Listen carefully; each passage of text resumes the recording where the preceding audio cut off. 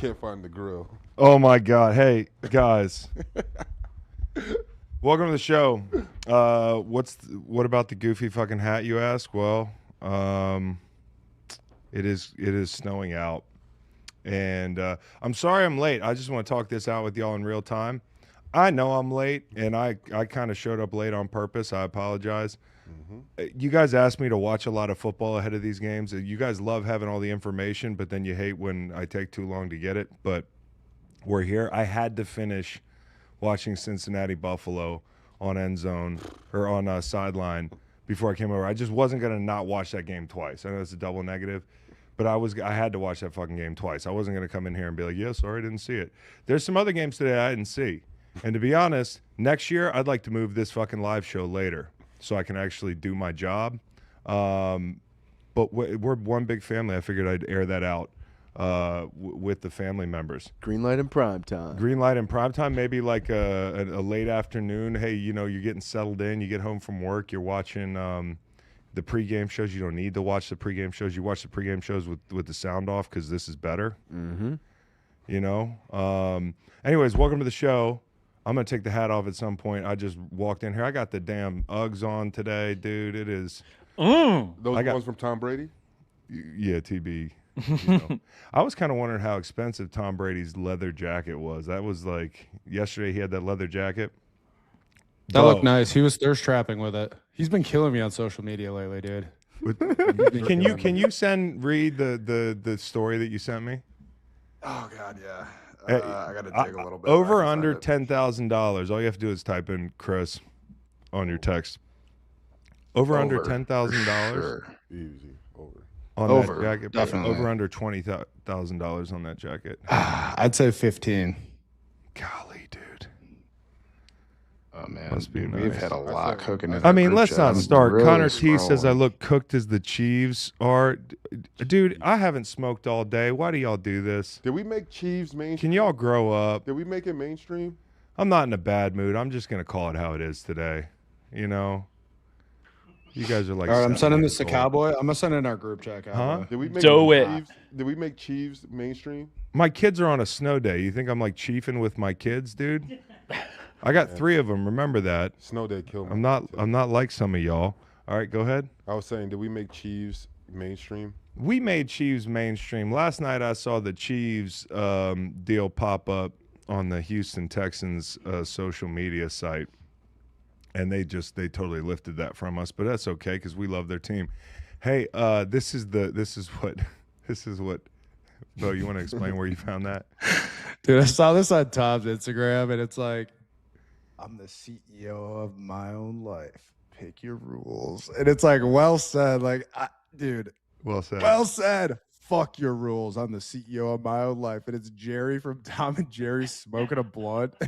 You know, I guess it's probably a cigar, but that's ridiculous, dude. Like, 50-year-old Tom Brady is posting this on like a Saturday night for no reason. I saw this. I thought it was like one of my high school buddies that posted this. I look up and it's fucking Tommy B. I'm like, that is hilarious. No, man. honestly, what it is this dude, he can look as young as he wants. He can be as cool as he wants. He probably could still play in the NFL. I love Tom. But boomer memes are undefeated.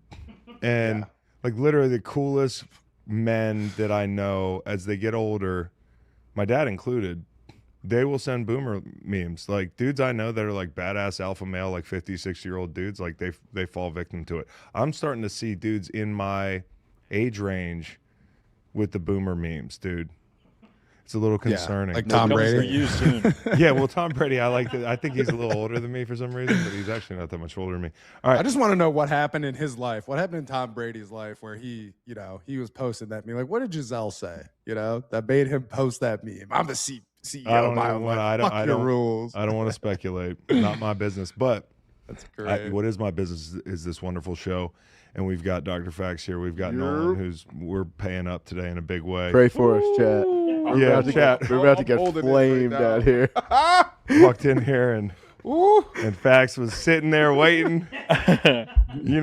Prepared to cook. Yeah, for real. I feel like I'm in trouble. Like I got in trouble on one of those baseball trips. We're in the and I got a principal's long office. ride home to Yeah. see my dad or something. Like, like I've been waiting all morning for this. Cowboy Reed in the building. Beau's inside the computer. Tanner's behind the computer. Shout out to all y'all locals out in the chat. My laptop's probably going to run out of steam, but watch this shit. All right, watch this shit. Look what I'm doing here. Okay, so we're going to do things a little bit differently today. We're going to break the mentions up a little bit. You know, mentions for us are a staple. They've been around for as long as this show's been around. And best flight and worst flight are the two charter mentions. No pun intended. So we're gonna bust those out at the front of the show before Sunday Night Football going forward. They will be voted on by a panel of judges, our producers, at the end of the show, including the rest of the mentions. So stick around for that. Guys, let's get it kicked off. Best flight. Because I was told to get right into it on these videos. Okay. Right into it. Right? Best flight, who's first? Nolan. I'm a voter. He's a voter this week. Bo, what's your best flight? Yeah, my best flight. We talked about this a little bit briefly, but we're going to go with the Texans. Flying out of Arrowhead, getting a huge win, taking down them Chiefs. Good flight for the Texans. Not too far of a flight. You know, a little up and down back to Houston, and effectively knocked the Chiefs out of the playoff run, out of their little playoff run that they've been dominant in. So, yeah, it's a great flight. And D'Amico said, see you Thursday or Wednesday. Yeah. Yeah, you day gotta- off, you gotta- boys. Yeah. Did he say those D'Amico words? has such a He great said, smile. see you Wednesday. That's awesome. Yeah. The best three words. And they had the In a camera football on the facility. locker room, guys in his drawers. Yeah. Dance. It's like, come on. Yeah. And they Like, slow-moed it. Yeah. They slow-moed We don't need the guys. On Oh, I don't need camera the in guys underwear. Yeah, we That's do. what That's they- good for the vibes. I like Yeah, that. at some point, That's what the I miss about NFL football, you know? NFL has to consider what they're doing there. No question. Do they do that in women's sports?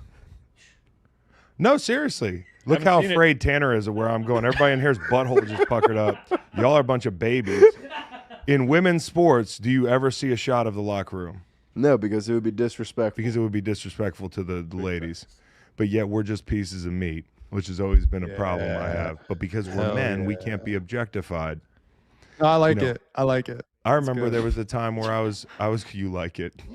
There was a time where I was going to bed one night and my phone You're not kept blowing pausing up. that fast. Yeah. Yeah. I think I'm gonna stop pausing, but just let it go. My phone was blowing up. Kyle had played a Sunday night football game or something like that, and my phone was blowing up after the game, and I was like, I had to pick it up. Like one of those things where like after 2 rings you pick your phone up at night. And it was PFT commenter, and he was like, dude, you gotta, like, your brother's piece is on the internet. Like they you know, like he got caught in the crossfire just like that. And he wasn't ready.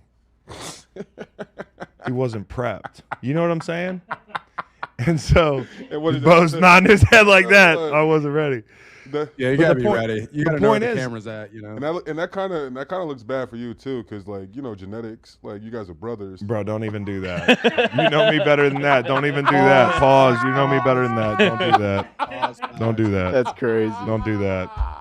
That's crazy. It's absolutely nuts. Oh, but That he was got definitely caught, and they nuts, put it. you They know? put it on like a news station. Yeah. Or he was naked on a news. No, he was naked on the live IG Live. IG Live. Oh.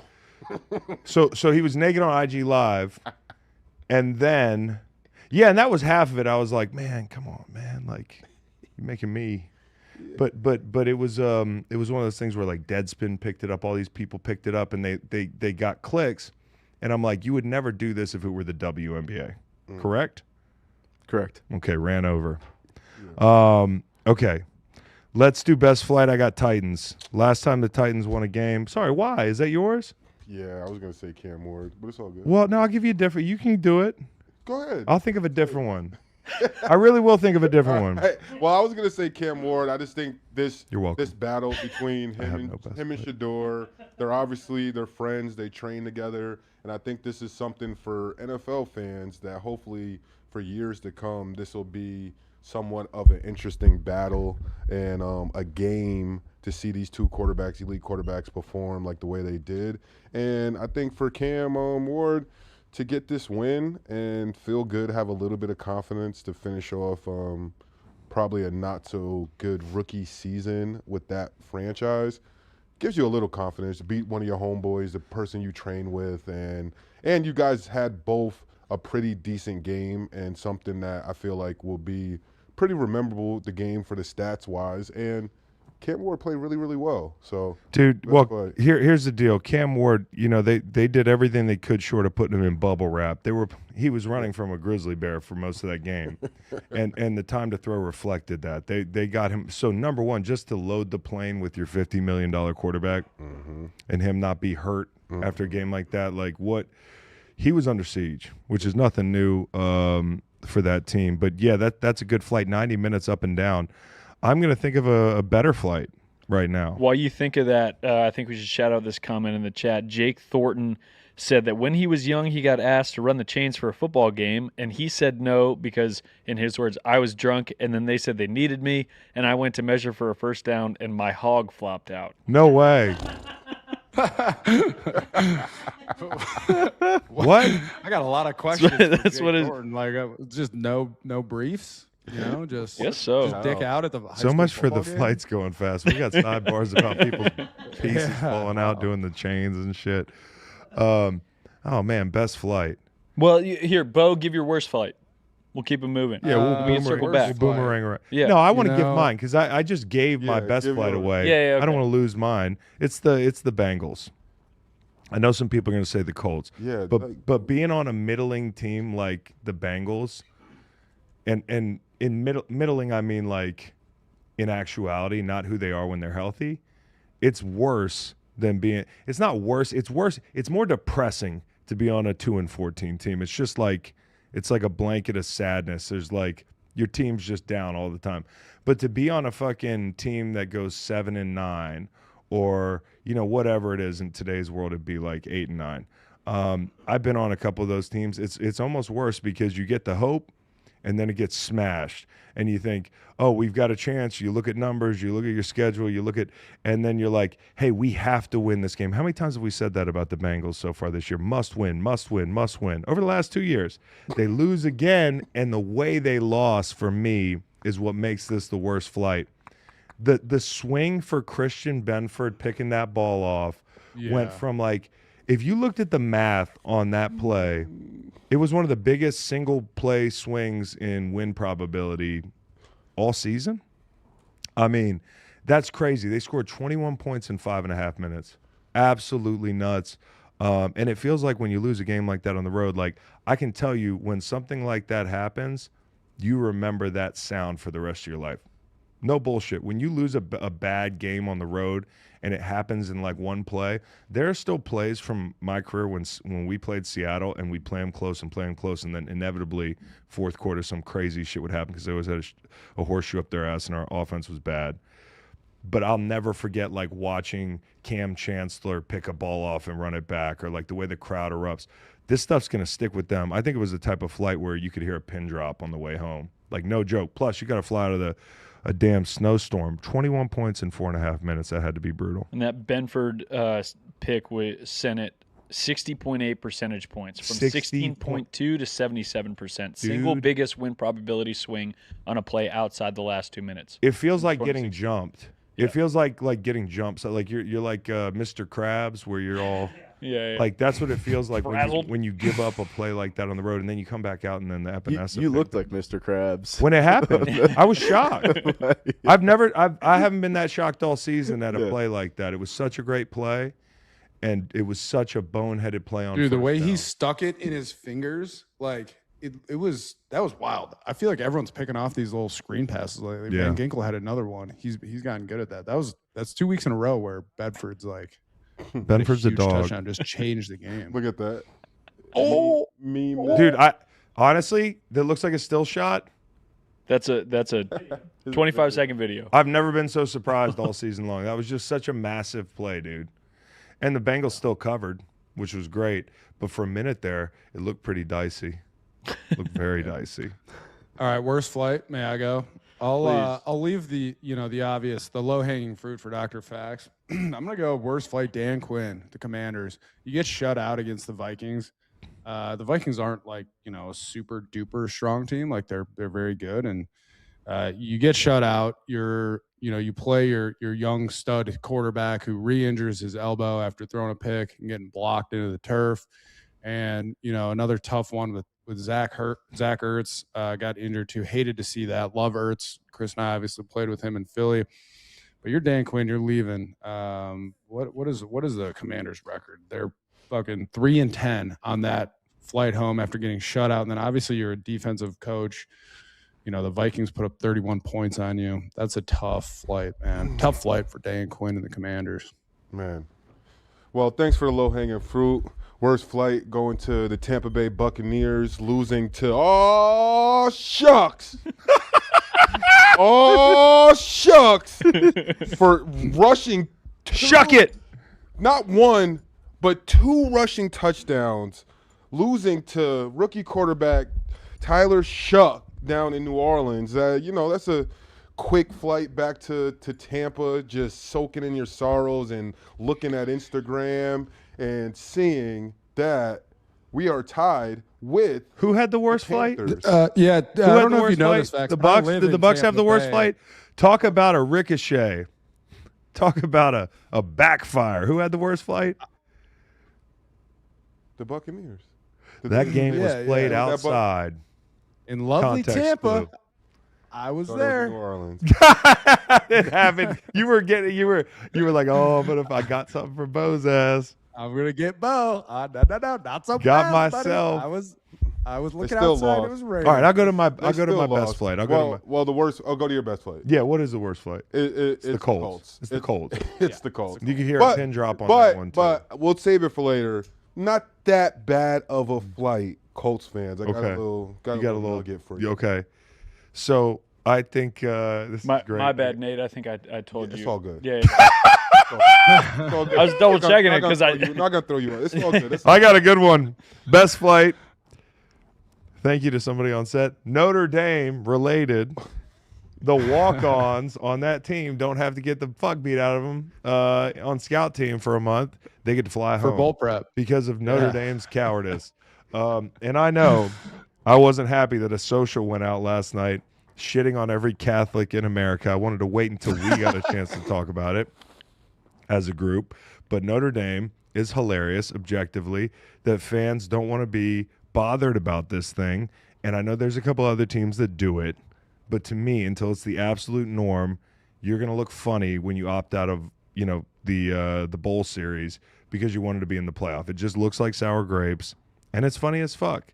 And, whether you have I heard Coach Kev, Backy, in the group chat yesterday was bringing up the point that it's about TV money and that sort of thing. All well and good. Join a conference. Join a conference, dude. Join a conference. Best flight, walk-ons, Notre Dame. I don't know if you saw, but the Notre Dame athletic director said that the ACC has done irreparable damage to Notre Dame's or to their relationship. What? Yeah, Why? Because Miami's in? I think because they lost to Miami and issues there. But this was the Pete Bevacqua, PDB. PDB, said that the ACC has done permanent damage to his relationship with the Irish. We were mystified by the the Irish. actions of the conference. They have certainly done permanent damage to the relationship between the conference and Notre Dame. Hey, Joel, this is a great comment. He says, as a devoted Catholic, Notre Dame did something we never do, and that's pull out, Chris. That's so good. And there's a bunch of people that are going to God, argue the that's point, but with a casual college football fan like me, I don't care enough whether I'm right or wrong. Like, a very surface level, to me, it looks funny as fuck. It's just funny, dude. Like, you're like you choose your situation. You're an independent. You've got the brand. You have the TV deal. You have all that shit. And all you have to do is just win enough games to get in the fucking deal. If you're worried about it, win more games or join a conference. Like, that's what it seems like to me. Am I way off base on this one? No, No. join the SEC. You could lose 3 games and still make No, and I get it. Like, I get it. You kind of think you're grandfathered in, but you're not. And I heard, is this true that next year? Is this true? The stat you told me, or the little anecdote about next year, if they start the season ranked, That was reported. Yeah. so we don't know if it's true. Well, that was what was because we saw that tweet. Let me. I find know it it's again. been reported. Is it true? Um, That's what I'm asking. I would find it again. Okay, so then I'm not going to bring it up. That's all I need to know. Notre Dame fans are glad this is over. So yeah, best flight, worst flight. Are we done? Do we have any more best flights or worst flights? No, that's Is it. that all of them? We'll We vote on them gotta at the hear the end. rankings, right? Who won? That's at the end. We'll vote at the end. We'll vote at the end. Jesus doesn't okay. join conferences, somebody said. I like that. Virginia will play 2. We'll play 2 bowl games. Notre Dame doesn't want to play. We'll play 2 bowl games. We don't care. We got beat by Duke the other night. You think we want to play in a fucking bowl game? Fuck no. We. Fucking Yeah. no. I ain't got Worst flight JMU to Eugene. Imagine having to fly 5 hours for. And hey, can we produce that text message that he sent in the wee hours of the morning 2 nights ago? Yeah. And this was true, the Notre Dame thing. That might come back up during mentions. We can bring that. Okay, back we'll around, save you it. know? But this is the one thing I want to say. Okay, Notre Dame will be assured of making the playoff if it is ranked in the top 12 starting next year. Notre Dame's AD PDB told Yahoo Sports, if the playoff is expanded to 14 teams and there are more at-large berths, yada yada yada. Dude, is that legit? That's legit per Ross Dellinger. So you're telling me if they're preseason top 12, they're going in the playoff, and anything they do after that doesn't matter? I love that. That's what that tweet says. I love that. That's a fucking absurd tweet. It's an absurd thing if it's true. Yeah, next year. Golly, dude. Maybe I'll try to get my 1-year eligibility, my red shirt back. Oh my God, dude. Go That's be on the crazy. college football playoff team. All right. Here we go. And not preseason, at the playoff. End of the year. Yeah, I got it. I'm way off All right. base because Notre Dame wasn't the only team that opted out. If you heard me earlier, I said that. But also they're Notre Dame, and that's what makes it more fun. Mm-hmm. You get it. I spotted the Notre Dame fan. Okay, Sunday Night Football from one America's team to another America's team. Legit, dude. Notre Dame, Chiefs, 2 of the most popular. This is a sad state of affairs for some of the most popular football teams in the country. The great Chris Collinsworth last night, who I thought was fantastic in this game, except for the fact that I thought he kid-gloved Mahomes a lot. Yeah. It was like every ball that was off target, it was like, look at this. Like, you got to catch that ball. There's just nothing about, hey, the ball's behind receiver X or tight end Y. All right, if you want to beat the champs, you got to knock them out because you're not winning any decisions. And I thought that was really, really on target. And for a minute, it looked like they missed their chance to knock them out. Okay, they're up 10-0. The Texans are looking for a knockout blow. It's 3rd and 16 with 42 seconds to go in the first half. You guys remember the moment. You got one timeout. Stroud runs away from Jones, which I felt like that was the case all night long. And he fires a strike. He was great on 3rd and very long. There were so many situations where they were able to get out of trouble that they created on 1st and 2nd. They run almost 20 seconds off the clock before they're penalized for a false start. It was the most Houston Texans sequence in football last night. And now you've killed your 2 for 1. You don't get points before the half. You're up 10-0. You want to put them away. Then you come out in the 3rd quarter. It's a house of horrors. I think they gave Chris Jones bath salts in the locker room. I've never seen, like, the way he sped up. He went from like 1x to 1.5x. And I think part of it is Chris Jones is the type of guy that he'll turn it on sometimes, which is, God, that's got to be an amazing way to be. Like, I was, To have that choice. to have the choice. Yeah, I think this half I'm going to take the game over. And I understand it's not that simple and it's a bit reductive, but you could all see it. Like, Chris Jones came out breathing fucking fire, dude. And he blows up 2 plays, and I thought as soon as C.J. Stroud sailed the ball to Hutchinson, I was like, damn, they missed their opportunity. They really did, because now the whole thing, and they spent most of the second half, 3rd quarter, not completing any passes and inching backwards in the field position battle, which it kind of became a field position deal. And Kansas City hits the shot, and then Hunt runs through Anderson in the red zone for a touchdown, and that's when you're like, oh, shit. But somehow these guys found a way, and part of it was Andy Reid being aggressive, going on 4th and 1, Will Anderson getting a rush. Part of it was, Mahomes and his pass catchers couldn't get on the same page like they have been for most of the season. It just the same problems kind of plagued this team, and part of it was the quarterback. But I just thought the defense was as advertised in this game. I told you Houston would win this game, and it kind of went the way I thought, although I was a little surprised it ended up being a 2-score game. But it didn't feel like that for much of the second half.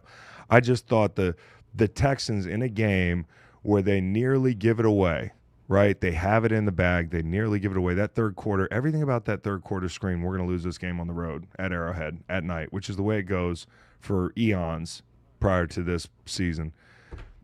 I don't know whether to make it about the Chiefs and who they aren't anymore, or whether to make it about the Texans, who I think they can be. But I think the Texans just did something really big last night. And when you look at their schedule down the stretch, they're the only team in the hunt. And I'm talking about those wild card. And I'll throw the Jags in there too, because it is going to.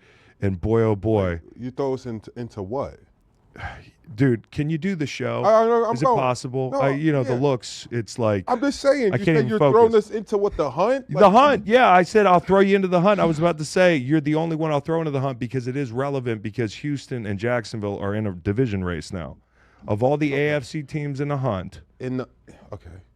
You do it. No, I'm listening. You got it. Do it. No, I'm listening. Tell me It's about just the that when AFC they playoff picture. it Explain just the says- AFC playoff when picture it to me. says- Whenever they show the picture, and when they say in the hunt, Why do you think I it's the mentioned team- I understand. It's the team that's why do you think not I mentioned in the playoff? Why do you think I mentioned Jacksonville? They're not in the playoff Why do or you the think I wild added card. Jacksonville in there? Because we're in first place. No, and that's why I mentioned it, because you're not in the hunt, but I will throw Jacksonville in the conversation, okay? I hear you. Because they're in a 2-team race for the AFC South. Now I'll get to what I was going to say.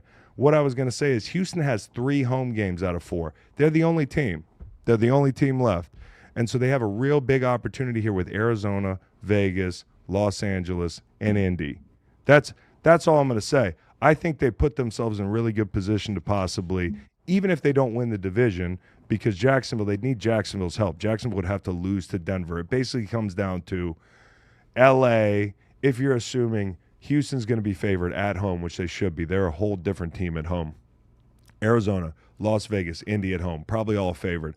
I don't know if they're favored on the road at L.A. That's kind of the way it goes. So for the division, it kind of comes down to you have to win out, presumably, because I think Jacksonville will go 3-1 or 4-0. And then you need Jacksonville to lose to Denver. And if you're talking about the wild card, I think they're sitting pretty.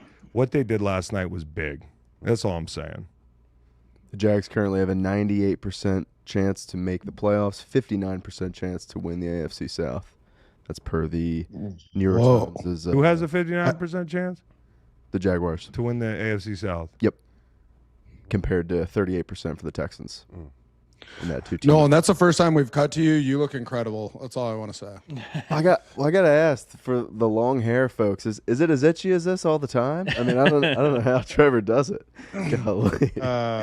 Put it up in a little man bun. I think Yeah, I might have to tie it up. I might have to tie it up. But no, on that game, Chris, I mean, you talked about the Texans defense. I think that we've talked about it all season, but they really established last night. They are the best unit in football, including, both offense and defense. You look at their on an EPA per play basis, their negative .154 EPA per play mark is higher in effect size than the Rams' positive .140 mark. Rams are the best offensive football.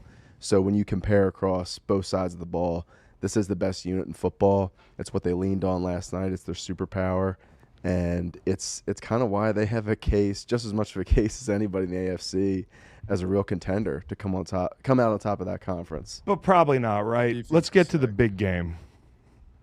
Let's just get to before the we big move on, I game. just want to say Get to the big game. Defensive matchup between Spags and D'Amico and the Texans was so fun to watch. Some people called that Sunday Night Football game a snoozer. Those are 2 great defenses that are very different, right? Like Spags, exotic blitzes, blah blah blah, and then the Texans are just kind of rushing forward, playing coverage. So I thought that was great. And now, Chris, we can get on to the big game. We can let and facts everyone cook a look, little and bit. then everyone from Victory Kansas City, they could get ready for Mykonos, and they could get ready for the off-season wedding, and everyone taking a trip to Rhode Island in June. Which you called That's the gonna Chiefs be going home. You called the Chiefs going home. I've been saying it. I've been saying it for a while. They just don't. They don't look like the team this year. Because Mahomes hasn't made the throws this year, and obviously, and I thought the left tackle did a pretty good job last night. Pole, he might have fell into something with that guy because the other guy. I mean, Wanye Morris, who left the game early, was probably going to play worse than him. The way I looked at it, and I don't know if it's the O-lineman or if it was just last year, but they need a different running game.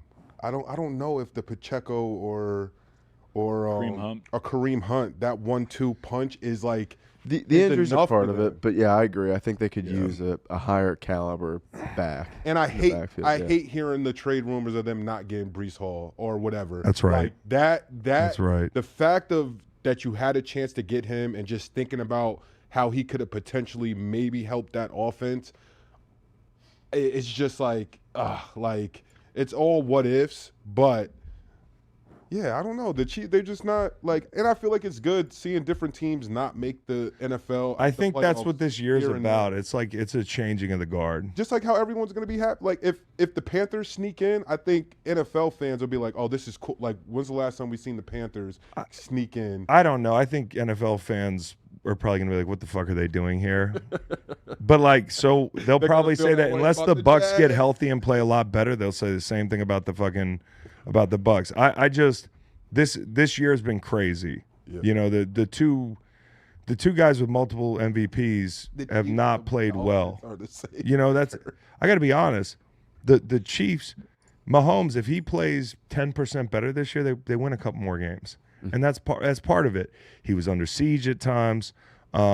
You know, the run game, you know, for stretches without Pacheco, and then he comes back. It's not really a factor for them. They don't really like. What was their identity offensively this year? Does anybody know? No. I don't know Mahomes. what. You know, it's hey, Mahomes, make a play, and you could see it last night. They were hunting shots like that. You know, and I said coming to the game, you better not try to just take shots all game long. These guys are too fast. Your receivers are good. They're not great, right? And, you know, you saw it with Thornton gets behind him, and you got guys catching up to make plays on the ball. And Kelsey has dropped some balls, and he hasn't been himself. It's probably his last year. And that's why watching him on the bench last night was tough after that drop. And Chris is giving it to him, and I know Mahomes is throwing away from coverage and that sort of thing, and it's a tougher catch. But I just think for the Chiefs this year, like when you're on a bad football team, everybody takes a turn. You know, and coaches say that a lot. It's not one unit's fault. It's not the other unit's fault. Like the third quarter of defense, Chris Collinsworth was not exaggerating. It was one of the best quarters of defense you've seen all season. Mm-hmm. So, but the Chiefs just could not get an identity consistently all year. And the Texans, to me, their identity is clearly the defense. I know who they are. It helps color in who they should be offensively.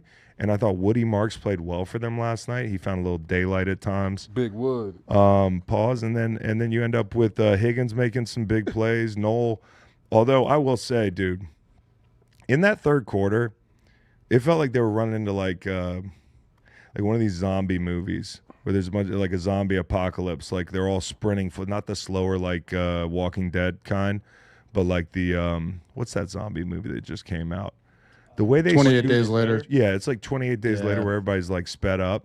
That's the way they were tackling in this game in the third quarter. Like I think it was Watson. Was it Watson that suplex Noel in the flat? Dude, the intensity on the field in this game was unreal. Chris Collinsworth called that the best form tackle he'd seen all year. It was unreal, dude. So he said in 10 years. I was like, okay, Collinsworth. He says that kind of shit. A wrestling move. But I think people are excited to see. People are excited to see a playoff picture without the Chiefs. Like the Athletics playoff scenario, like, you know, little tool that they have online literally crashed after that game because people were checking all the different scenarios. And it feels like a little bit of a fresh playoff picture. I mean, Fax is over there nodding and smirking. Oh, wait, you see the looks too? I'm being told I need to apologize to Fax in the fucking chat. That's the thing about Fax. He is you. You are him. So you guys can all be buddies together. Make it about anything but mad at me for what the chat's saying. Because you guys are in solidarity. But like how? Because like, from the minute this show started, you've been looking at me like I have a dick on my forehead every time I start talking. It is distracting. I have to say 1,000 words every 10 minutes in the show. No, It's just the hat. It was just the hat. The goalpost is just moved. Who's moving the? There you go. So say it. So what's the goalpost? Who's moving the goalpost? Who's moving the goalpost? Oh, Who's moving the goalpost? oh man, let's get to the next game. No. Stand on what you said. Who's moving the goalpost? I just feel like in here the goalpost gets moved a lot on stuff that we talk about. For who? For I think what Fax is talking about. Oh, I'm sorry. Hold on a second. General. Did we couple move the months ago, goalpost on the Raiders winning the West? No, Who told you no, the no, they're Texans trash. would win last night? No, they're bro. That's So fine. who's moving the Texans are good. goalpost? I understand the Texans. Who's are moving the good. goalpost? But I got up there last night and I said, hand up. I was wrong about the Jags. Total blind spot for me. Can't wait to hear facts. Give it to me. I know, but it's fine. It's just like, bro, like. This show's so fucking annoying. Y'all have no idea behind the scenes how annoying this fucking show is. It's the most annoying show to run ever. Continue. Go to your Jacksonville. Do your Jacksonville breakdown. Do your Jacksonville breakdown. Oh, the game of the day, ladies and gentlemen. Belt to ass Jacksonville Jaguars versus the Indianapolis Colts. The Colts never do well in Jacksonville. Why? I have no idea, but the curse continues for them. Unfortunately, Daniel Jones goes down with non-contact injury. Turns out to be his Achilles, which isn't good for the Colts at all. But if anyone is a Colts fan and you watch the game, you should be somewhat enthused that Riley Leonard isn't that bad. And the spot that he was put in yesterday at the point of the game where he got in, he actually did pretty well. A few penalties, took away touchdowns, and a few big passes for him. Fucking show yourself. But he played very well. But as for the Jacksonville Jaguars, I think we look amazing since a few weeks ago when it was evident that Liam Cohen, he had told Trevor Lawrence to just let it rip, and him and Jacoby Myers are an amazing combination. Brian Thomas Jr. had an amazing game yesterday. Trevor in the rain dropped two top caliber passes in the bucket on the sideline to PTJ during this game.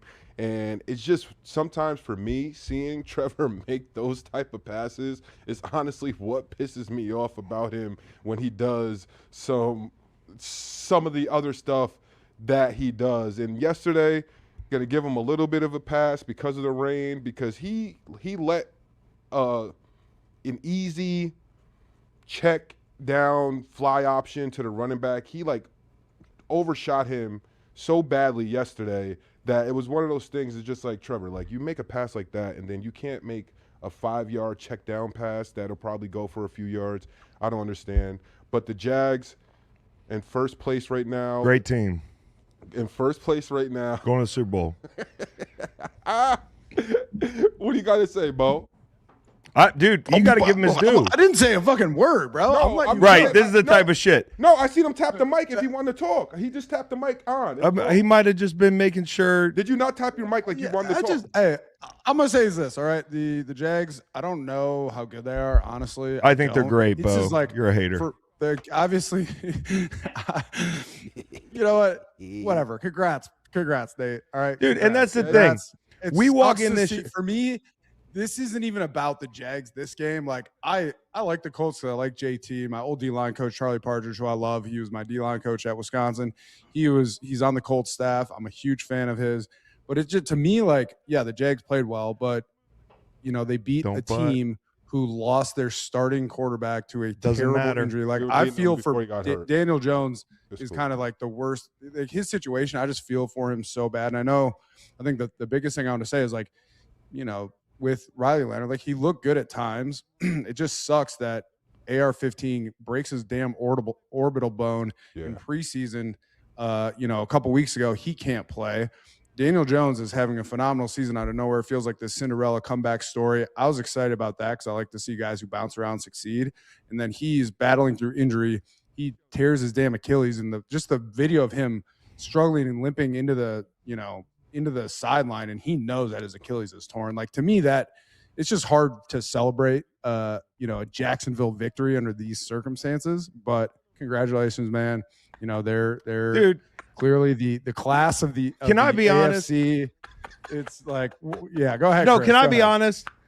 I'm just annoyed with facts because he knows how to get under my skin. It has nothing to do with the Jags. Jags deserve a lot of credit. Oh, you're annoyed with facts? Oh, fuck yeah, dude. Today, and most of the chat, and pretty much everybody. Okay, and I was having a good. The chat's pissing me off too. I called someone in Twitter because they know what when the chat knows when I get pissed, they start walking back his take. What was my take? I don't see. Give this a is the fuck type about of the shit. Jags. I wanted the Colts to win because I like the Colts. I'm not. I like mad this that the podcast Jags better won. when it was half as popular, dude. It really. I mean, honestly, and it's not even that popular now. It's just you get some first takey types. All right, here's what I'm gonna say. I had a major blind spot with this team because I just assumed the quarterback wasn't going to play like that this week. I thought he played really well in the rain. Yeah. Trevor in the rain, I'm used to turnovers. Didn't know Daniel Jones was going to get hurt, but I still think the way that was playing out, I think you guys win that game. Mm-hmm. And I thought he played would you say top 3 performance of the year for him? Absolutely. And that to me, if you get that performance out of him, you can win not 1 but 2 playoff games, maybe more. And here's the secret. I think, but you got to get that performance out of him. I think what happened was a few weeks ago, him and Liam came to whatever understanding about this whole wearing a wristband thing. I don't think Liam is a fan of it, and him and Trevor came, and he's been wearing it the past few weeks, and I think maybe that is helping out a little bit because for one. The Jags, they're not snapping every single snap under 3 seconds. I think that is the biggest issue with our offense is that Trevor can't, if he feels like he's mentally sped up just to start the play, I don't think that bodes well after the snap for them. And just the simple fact that they're doing that better and snapping the ball at at least 5 seconds or before that, I think that has been a big deal. But, I mean, we talk about it in here. The Jags are only going to go as far as Trevor Lawrence. And, I mean, most teams, it's like that, but especially for the Jaguars because everywhere else we are very formidable. Defense, we can hold our own with any offense. We stop the run very, very well. We play the pass.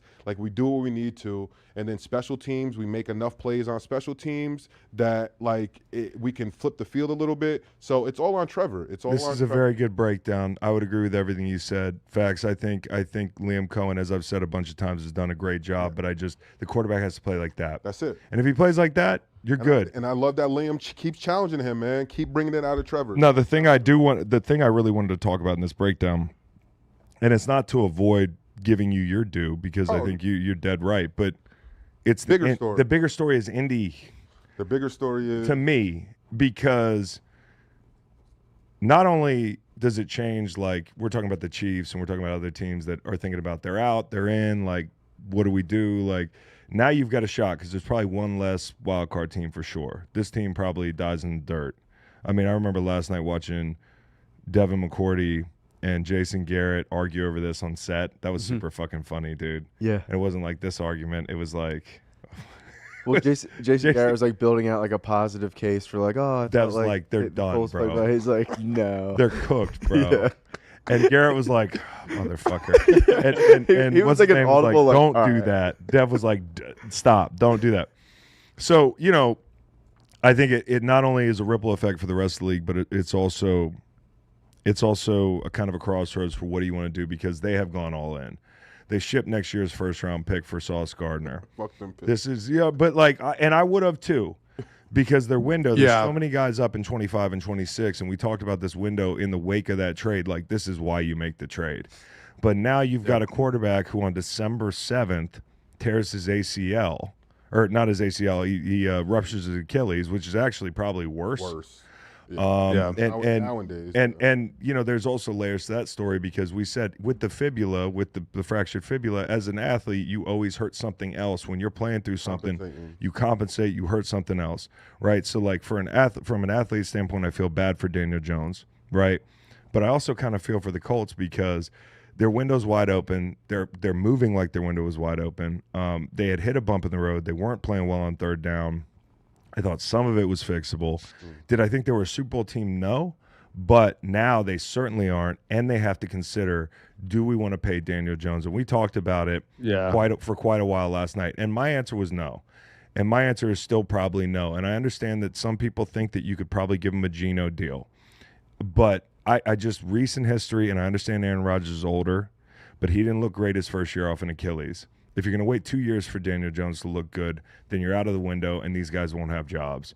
Okay? So, number one, you have that. Kirk Cousins, another example. Deshaun Watson, another example. Now, he's more weathered and more mileage. On top of that, it's just a consideration of, like, if he's 9 months, he's still going to miss time. Yep. He's still going to miss the first couple weeks of the season. And they might have – what if you have to go out a pistol? You know, you looked at, like, what Kirk Cousins did where you couldn't run certain plays because the guy's not mobile. This is a run-first offense. What if you can't get to certain play-action looks? What if you can't go under center? I think there's too many what-ifs. I think you have to figure a workaround. And the thing that sucks is you don't have a lot of draft capital. I threw out names like Mac Jones in a trade, Jacoby Brissett in a trade, something like that. Aaron Rodgers in free agency would be a fucking banger for this team. And if I were Aaron Rodgers, I'd much rather play for this team than Pittsburgh. And maybe that's what they end up doing. But I would not sign Daniel Jones. I wouldn't unless you showed me a deal that it's just so easy to get out from under and is so fair to the team. Daniel Jones has been paid. That's the one good thing. He's not going to be out looking for a huge payday. But it's but do other teams sign him then? Like, I'm thinking about Daniel Jones, the player, the person. It sucks. It sucks so bad for him to just kind of commit himself to this Colts team, play through injury, play well. All indications were that he was going to re-sign there. Exactly what you were just saying, Chris. And then it's like there's a very plausible scenario where he's not on a roster at the beginning of next year. I think. I don't know. Like I don't necessarily think that's going to happen. I think a team will take a team friendly deal with him, but I don't know. I just feel for him, man. And exactly what you're saying. Like Colts are in trouble for next year. Not to cape for a rival, but who do the Colts have left? Like. I just feel like Riley, like, he came in and I feel like he played decent enough just for the little bit that they can win a couple of more games. In a tough setting, too. Yeah, like, that rain. They can win a couple of more games. So actually. Yeah, at Seattle, one of the league's best defenses, and they play the 49ers. They're not going to win. Yeah. That's why Dev said what he said last night. Yeah. Once you see it's who over. Who they have left. Because it's just, I was saying, like, our D coordinator, Campanelli, isn't like he's a great D coordinator, but you're going into Robert Saleh, you're going into Seattle. Seattle just put up how much? They just beat the brakes off. Ton of points.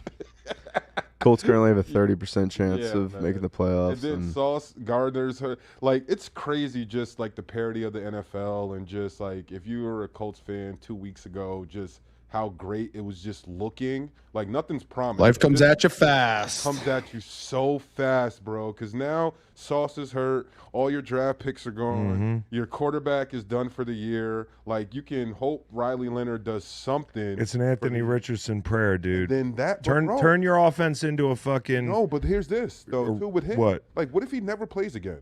What do you mean? Like, he hurt his orbital bone and he's having trouble to see. Like, I just feel like that's. I just need him to hand the ball off and be able. They can run QB keep left.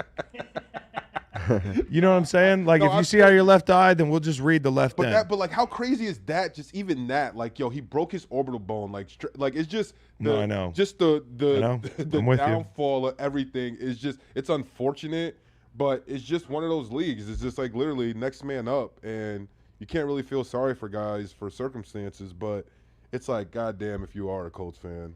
Yeah, I think that's the thing too. Is like even if there's a world where you can bring Daniel Jones back on a 1-year deal, basically pay him to rehab and then see where he's at mid-season or whatever his timeline is, then that's what your plan is for the first half of the season is Anthony Richardson. Well, how healthy is he? And then, like Chris, you talked about last night, the window they're in with the guys who are up after this season, including Daniel Jones, Braden Smith, Kwity Paye, Alec Pierce, Nick Cross. And then after next season, Pittman, Buckner, Nelson, Taylor, Kenny Moore, Grover Stewart, Josh Downs.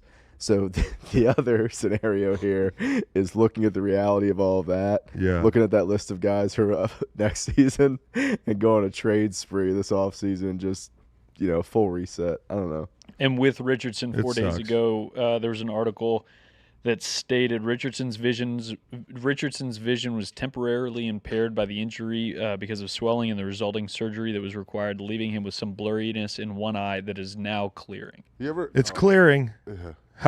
Hey, how's that? imagine. Hey, Steichen hasn't talked to him in 2 months. How's that vision, bud?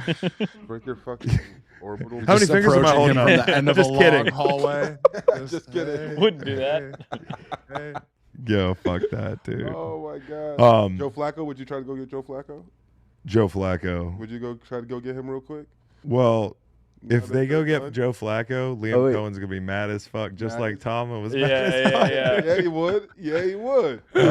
No, I try to get Jameis Winston, Yeah. but Jameis Winston would not have to Jameis. ask for his release. Didn't you bring that up yesterday, Jameis Winston? asked for a release. He should have used his Yeah. Fox platform yesterday. He should have to announce asked for his. that I am publicly, I'm Yeah. once again asking to be on a different team. All right, so that was a big one, and Before we we can't. get out of the Yeah. out of there. Yeah. Duval! I had to hit one. See, I love that. I had to hit I love that. It's just when I'm doing like the first breakdown of the day Yeah. and you're shooting me the looks like, let's get to the Jags thing. I'm like, God damn, I can't focus.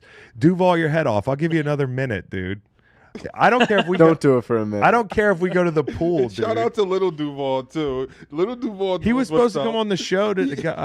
I just never. He knows what's up. He knows what's up. The Jags is doing amazing. I love to see other Jags fans in the wild because you guys don't understand. You guys are used to rowdy fans, and then when I get a little rowdy, it's like you guys are used to the. I've never Eagles met a Jag- fans. I've Like, never the met a Eagles Jags fans fan are way like worse you. than me. Like way worse than me. I know, but I don't have to do shows with them. No, I guess I hear you. NFL fans I are hear you. NFL fans, dude. It's I just hear you. the point is, good job. That's what we were all gonna say today. That's legitimately. I said it last night. It's the first thing I said on my fucking. I go, we're gonna put the jet. What did I say? Facts, you did it. But look, production but like still, last even night. if you guys say good job or not, like I still gotta be me. I You still can gotta, be you. I still gotta be me. The people In the won't Jags. understand at home, so we're not gonna waste their time. Man, so like, what's gonna happen? So what? You're just gonna cancel the show if we win the Super Bowl? No, You're just gonna be like, fuck. I don't hate the Jags that much. No, I know. I just was wrong about the Jags. I was just wrong about the Jags. I can't be right about every fucking thing. Yeah. What up, Shad? They don't like hearing me say that. My man, Shad. Like the next game, your former team, the Bears, Ooh, man. called that one. Ooh. But I'm not gonna, I'm not gonna look at you like this the whole time you talk. No, I know because I got you. Go Pack, go! I got them in the Super Bowl. So. Oh, you I'll do, look at- you I'll look do, at you right do have the back. Packers in the Super Bowl. I'll pull a Chris. It's like a fax. Pull a It's like a Chris. fax. It's like I can't get away from them. You can't get away from it. The Packers do look like a Super Bowl team. Now the Rams would have something to say about that, though. I mean, the Rams are the other team in the NFC that look great. I just think we talked about Jordan Love against the Blitz. We talked about Jordan Love in Toyotathon, which started, I guess, last week. December. Both things kind of came true. They tried to blitz him. 9 of 12 for 171, 3 touchdowns, 0 interceptions against the blitz, 156 rating. And then, as far as Toyotathon is concerned, you saw some of those throws. I thought last week he did a great job on Thanksgiving, which seems like a long time ago. That was last week, right? Mm-hmm. Golly, that feels like a long time ago. They did a great job of getting into the looks that they wanted to get into and getting the matchups that they wanted to get into. I thought Jordan Love checked him in some successful runs. And then in this game, resetting the protection, seeing blitz, getting the Christian Watson matchup on Byard, seeing man coverage off his back foot, and then checked him into the RPO against man coverage again to Watson. Just adult quarterback play. After that bad pick, Ben Solak said it, and he said it best. He was like, dude, and I'm paraphrasing, he was like, he might not always throw picks, but when he does it all the way. It's like, I don't always shit my pants, but when I do, I'm shitting my pants like down I got my full leg in britches. public. Like, that's what Jordan Love's all about, dude. And that first pick was terrible. I watched it and trying to figure out, like, was he hiding on the logo? It was 3rd and 18. Did he just he kind of took a guess in playing the high-low game and it was a terrible guess. But after that, the guy just totally – and they didn't pay for it, which is – I mean, obviously, if Chicago goes back and scores, like, you're looking at Jordan Love, like, you affect the outcome of the game. Luckily, the defense played really well. You know, the return of Jaden Reed's big. Sight for sore eyes. If you're a Green Bay fan, what it's become makes them, like – they were anemic underneath, in my opinion, without him. Like the man beaters, the underneath stuff, the gadget plays. They didn't really have a guy for that. And I think everybody's looking at Watson, and they should, because I think Watson transforms what they do. But Jaden Reed's going to be the big difference maker for them. And then Josh Jacobs being the closer, man. Like I talked about this last night. Think about a guy who ran not only in inside in Vegas, so it's easier to tackle a guy when it's room temp out. It's damn near 0 degrees, and he's playing meaningful football in December. Like, you got to be happy for this dude. I thought that last drive, it was tough sledding. I'd like to see the loaded box count. I think they ran into some tough looks during the game, but late in the fourth quarter when they needed him, it's knotted up. They got to go score. There's 8 minutes to go, and it'd be ideal if you run it down. So you need the run game. They've been scoring fast with explosives. I thought you talk about hidden yardage. That swing pass out to him at like the 34, and the weather's not great, so you don't want to be kicking. You don't want to give them the ball back with like 5 minutes to go. They swing it out to Jacobs. Jacobs makes two guys miss. It would have been 3rd and 9 probably, and that's a big down with a lot of pressure on your quarterback. He's able to make it 3rd and 2. So little hidden yards like that he picked up, and then leaving them in a pile of bodies. There's a still shot of 4 Bears surrounding him, all trying to tackle him. They end up in a pile on the dive pitch. Just a great last drive for him. I think if the Bears want to compete in this matchup, and yes, they're already competing, but if they want to win this matchup, they're going to have to manufacture some pass rush. And they tried with the blitz last night.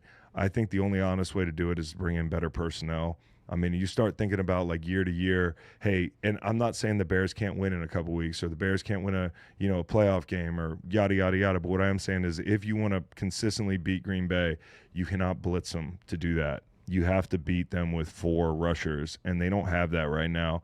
And so that's a concern for me, but just a great football game. We can talk about Caleb. We can talk about the Chicago offense, but I really do think the story was the way this, in crunch time, the way this Green Bay offense looked. Yeah, I agree with you, Chris. I do want to mention one quick thing that I liked that the Ben Johnson, the Bears offense was doing. Just all the move the pocket stuff with Caleb. He looks so much comfortable on the the play action boots, and picking up first downs with his feet, avoiding that pressure from Micah Parsons and the Green Bay defense. I love the Green Bay defense. I think they're great. But you got to slow him down in the play action, the boots, getting there was, I can't remember which tight end he hit when he kind of rolled away from pressure, and then like on the right sideline, I think it was Komet maybe. But that was a beautiful ball, man. And obviously like he was a little spotty at times during this game. The way it ended is not the way he wanted, but it's just fun to see him kind of develop in Ben Johnson's offense. And then just shout out to Ben Johnson for a really good, I think there was something like 61% like move the pocket plays, boots, play actions, things like that. And I just think that's a really smart way to neutralize Green Bay's pass rush. Yeah, so not a lot of true dropbacks. And if you got Caleb, you want to move him off the spot. I think last night in the second half, that first drive was a thing of beauty. The ball he threw to Loveland, the ball he threw to Zacchaeus, rolling right, and on some of these pressures, I thought on third, what it came down to for me was the third downs. Like, Green Bay couldn't get off the field when it was 3rd and short. I think they were like 75% on 3rd and 4 or less. On 3rd and 5 or longer, I think they were 22%. So it's one of those things where, the game within the game was, can Green Bay get enough stops on 1st and 2nd down to make it 3rd and long? And in the second half, that wasn't the case. I thought they came out and did a great job, kind of playing cat and mouse with Evan Williams, who was kind of late rotating down into the box. They'd motion, he'd rotate down, they'd cut off him. At one point, it's so frustrating to be the edge pressure guy, and it felt like Hafley was trying to create more pressure on 1st and 2nd down. When you play Caleb Williams, his exit strategies are really unique. Micah won inside, and he steps into Micah to step away. He kind of dead legs him. Not a lot of guys can do that. Did that to Evan Williams on the edge, and then another one, Evan Williams blows up Swift, and and it's Caleb and Evan Williams, and he somehow gets out. And I think that's the Loveland play. So you can really see how much more Ben Johnson's going to be able to accomplish if this guy can get the accuracy of his throws down. He makes some like wow plays, and that's why I'm in on the guy. But just doing the little things right, which I think he's working diligently to do, and we'll see like a year 3 jump. He got a lot out of Jared Goff in Detroit. They can get more out of Caleb Williams, and that's a wild thing to say. It really is, because I think the world of Jared Goff, but Caleb Williams, the different launch points just alone controls a rush. You know, look at how it looked when Detroit had to play that group. Another thing is the interior 3 did a really good job. You know, at times in pass rush, they're going to lose, but they were moving people on doubles, and this was a physical football game. The Monungai Cooper hit, bro, was unreal. They lined each other up in the hole and both had like 4 yards. And when they hit each other, it's the craziest thing. They both went down, but not all the way down.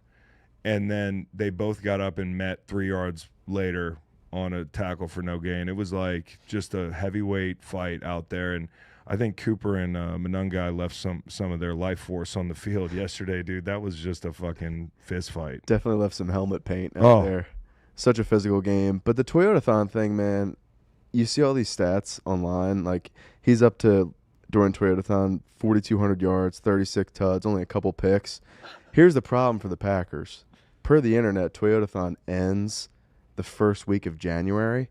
So I wanted to put this thought exercise out there, see what you guys think about this.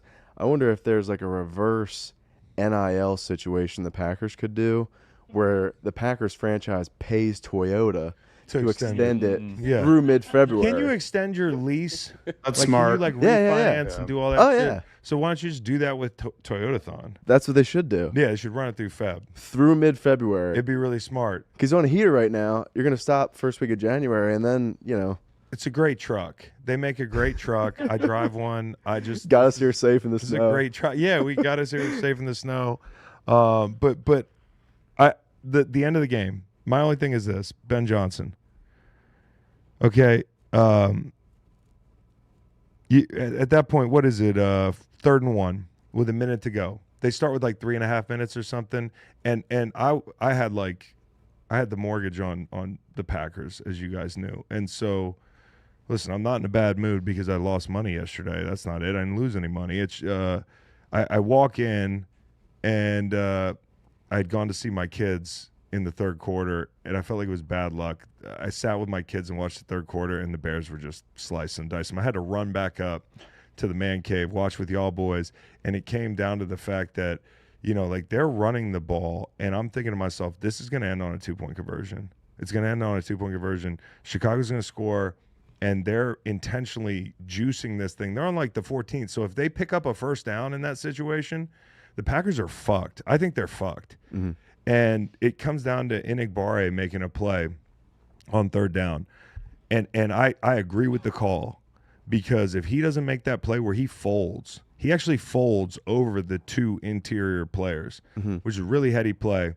If he doesn't make that play, it's a touchdown probably. Yeah. Which is not the worst outcome, because you still got a minute left in the game, but it's a bad outcome. Okay?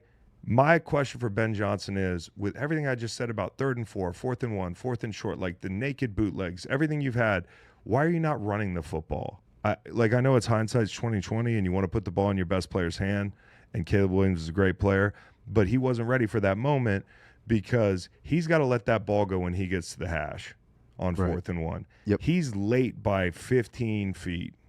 You know what I'm saying? And I know a lot of people are looking at DJ Moore and they're saying, hey, you got to hit DJ Moore. I think you got to hit the tight end. Yeah. He's open. It's a timing issue. And he gives Nixon time to slough off and make that play. By the way, Nixon's an absolute dog. He played his ass off yesterday. And the other thing I want to point out is Micah Parsons in the run game, pretty good. He played his ass off. I know that like that's a thing people talk about a lot, but that's not really a thing. He played his ass off in the run game. So a big win for the Packers. Another thing just to mention with this, I know people are talking about DJ Moore. Hey, what if he had thrown to DJ Moore? This is where this is screenshotted right here, this play. This is just about when he releases the football, and DJ Moore is covered by 5 players. You have to this throw like to throw DJ Moore open is insanely more difficult than anything else that you could. There's a lot of bodies in there, and the TV copy doesn't exactly paint a picture of how crowded it is and the timing that you need. And also, like, this is late in the down. He already should have thrown that ball to the tight end. Yeah, that's a touchdown. Right. I mean, it is the right call again. And usually I do this with coaches where I say, even if it didn't work, it was the right call. But we've been working all day. Getting a double down on these guys inside and fucking yeah. I mean, they're running the football. So I don't know. I think Ben got a little cute, and the handshake was not cute. The handshake was funny as hell, because if you looked at that handshake, Ben Johnson firmly kind of planted his feet and slowed down, probably intending to be like, "Hey man, a lot of respect for you," or something like that. Hell no, not after you. No, you can't expect that after you pop already. Who? Right? I think that's what body language tells me. He was slowing down to give him his respect. But you can't expect that after going in your first press conference and being like, "Yeah, it felt." I'm not saying he expected it. To be beating him. I'm not saying he expected it. Not the point I'm making. I'm just saying he walked up thinking he might get a chance to do that. That's crazy. And really LaFleur just didn't break stride, dude. LaFleur kept fucking walking. So this thing's gonna be. These two teams play again in 12 days, Saturday, December 20th in Chicago. Oof. Hopefully some snow. Hopefully that's a great start to the rivalry. Yeah, right? for sure. those two? For sure. More of that. That was my favorite football game to watch yesterday, unless I'm forgetting something. Well, I mean, the Broncos played the Raiders. It was pretty fun. Yes. That was a blast. And I know, and the next game's great. Bills Bengals, we got to talk about it in its entirety. And we'll hear about it right after. We hear from BetMGM. Oh, from BetMGM. Ad reads. That's been a. You want to talk about what's pissing me off this morning? It's not this, but just generally ad reads. Welcome to the Greenlight Podcast, presented by BetMGM. If you haven't signed up for BetMGM yet, use bonus code Greenlight, and you will get up to a $1,500 first bet offer on your first wager with BetMGM. Just download the BetMGM app and sign up using bonus code Greenlight. Deposit at least $10 and place your first wager on any game. If that bet loses, you will receive up to $1,500 in bonus bets when using bonus code Greenlight at sign up. Then get access to second chance promos, odds boost tokens, same game parlays, BetMGM original bets, and so much more. BetMGM, make it legendary. Bang. Bills Bengals in the snow. Just an incredible football game.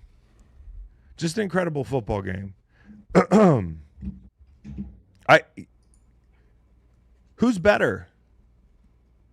I mean, Drake May's not playing in the game. Drake May's been better this year, but who of the traditional quarterbacks are better than these guys?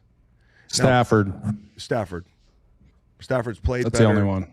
He's been better. Yeah. But I'll tell you what Josh doesn't have in Buffalo is Puka and McVay and Devontae Adams, and he's got a lot working for him. But I just thought in this game,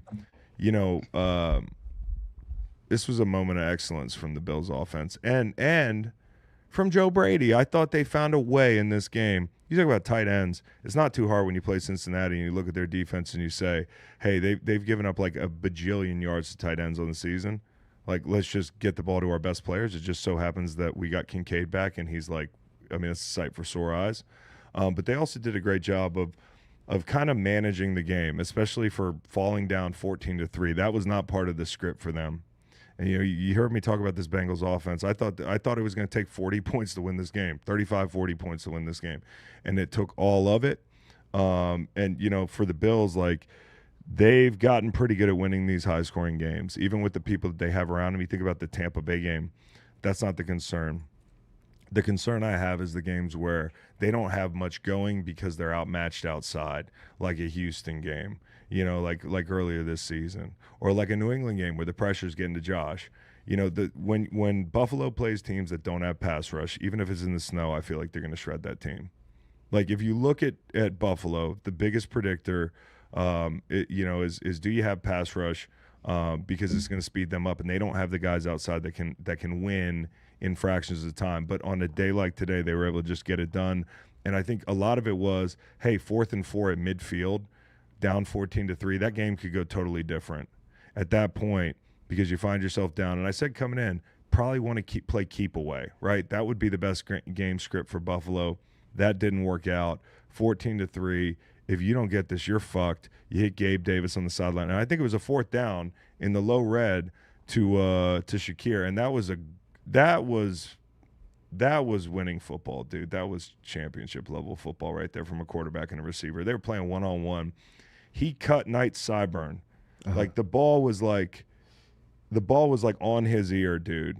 I mean, and they're just playing 1-on-1. So you get that excellence. You know, both these guys are throwing through the snow. I thought Joe looked great for most of the game. Both these quarterbacks missed a throw or two, but what do you expect? It was a lot of fun, but that fourth quarter, 21 points, 4.5, 5.5 minutes, whatever it was, insane. My face said it all. I've never seen a swing like that in a football game. It was just crazy. And Benford, just probably one of the most underrated players in the league, honestly. No doubt. The defense he's on, you kind of are like, well, they don't have any great players. They do have a great player in Benford. Stud. He's probably their best player, I'd say, at this stage in his career. And he held Chase to, 40 yards or something like that? Something like that. I heard a lot of people talking if you can keep him under 100. And the snow helps. And, I think also Cincinnati used him as a decoy some. And Higgins factored in the game plan more. Why wouldn't he? I'll go at the rookie, right? I'll go at somebody else. It's a smart thing to do. All they have to do in this game is not make that back-breaking mistake at the end of the football game. And that's what kills me for Burrow, because they have been so close, and over the last 2 years, it is undeniable that if that team got in the playoffs, they're a fucking nightmare to deal with. Mm-hmm. But because of injuries and yada yada yada, and close games and inventing, this is a new way to lose a football game. Yep. We said last year they invented a lot of new ways to lose football games. They found another. So they found a different one. And I just thought Josh Allen, the play to go up 2 scores late where he pumps Carter on the crosser, he's never going to throw that ball. Those linebackers, they're so young. I think they have chances to be good players in Cincy, but they're just outmatched in a game like that. And, God, it ends up being it's all about the money downs for Buffalo. Yeah, for sure. And I think if the Bills' defense isn't going to be a great unit on a down-to-down basis, what they're going to need to do down the stretch here is do what they did yesterday, capitalize on opportunities, take the ball away, especially in big moments, high-leverage moments in games. Obviously, you mentioned the Benford pick six, and the next play is the tip drill interception, Phillips to Epinesa. So they made some big plays down the stretch defensively. And you mentioned Kincaid, Chris. I think having him back, you can tell. It almost looks like Josh looks more settled out there, and you can tell how much of the passing game is designed through him when he's not on the field. It's kind of like it's similar to the effect that Jaden Reed had in Green Bay with when you get that guy back, the biggest piece in your passing game. It allows all the other offensive pieces to kind of slide back into their natural role, into the design of the offense, and then you're able to dictate matchups like Reed was with Watson, and then in this game, they're just like little moments where you see them trust Keon Coleman in a big spot, Right. Where I don't know if they're doing that a couple weeks ago when Kincaid's out of the lineup. So he's a big piece of what they're trying to do.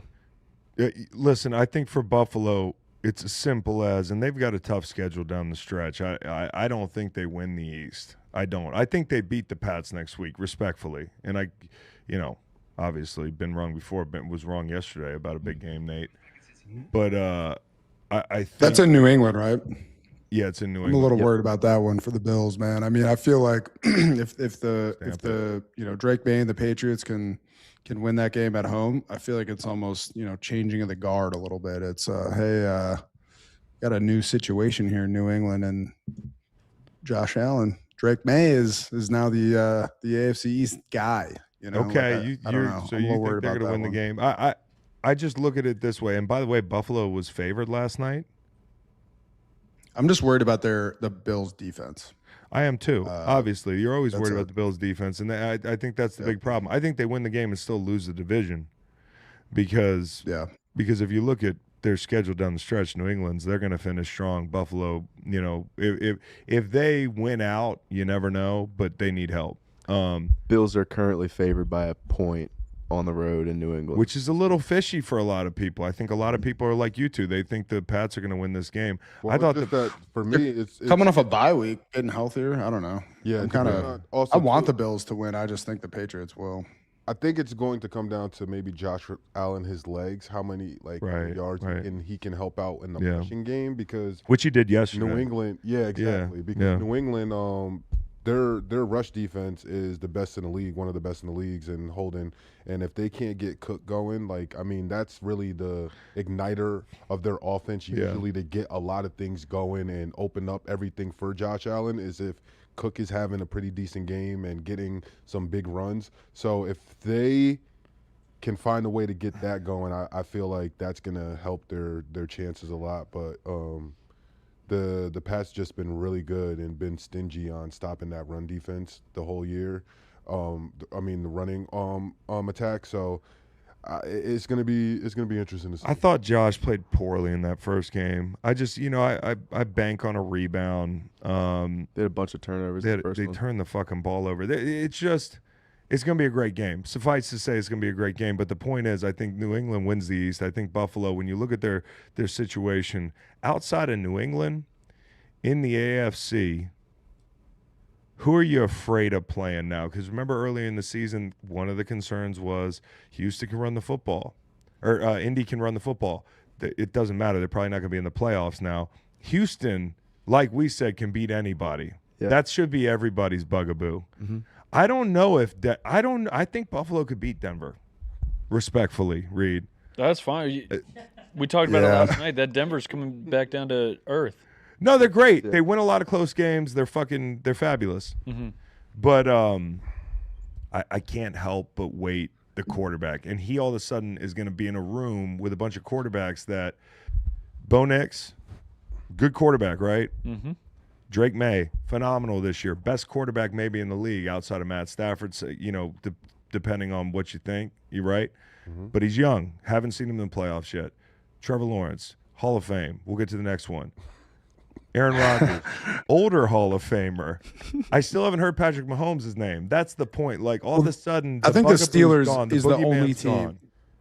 The Steelers might be the only team in the AFC outside of the ones you mentioned, the Patriots, the Bills, and the Texans, that are a little scary headed to the playoffs. And it's only because it feels like Aaron Rodgers has been connecting with, at least yesterday, with DK Metcalf on deep shots. And it feels like a little bit of a sleeping giant almost. But other than that, Chris, I'm to your point. Like, I'm not fucking caping for the Steelers before we all jump down my throat. I just think it's the only team, just with some of the talent they have with, Aaron Rodgers, the experience he has, somebody said the talent of like DK Metcalf.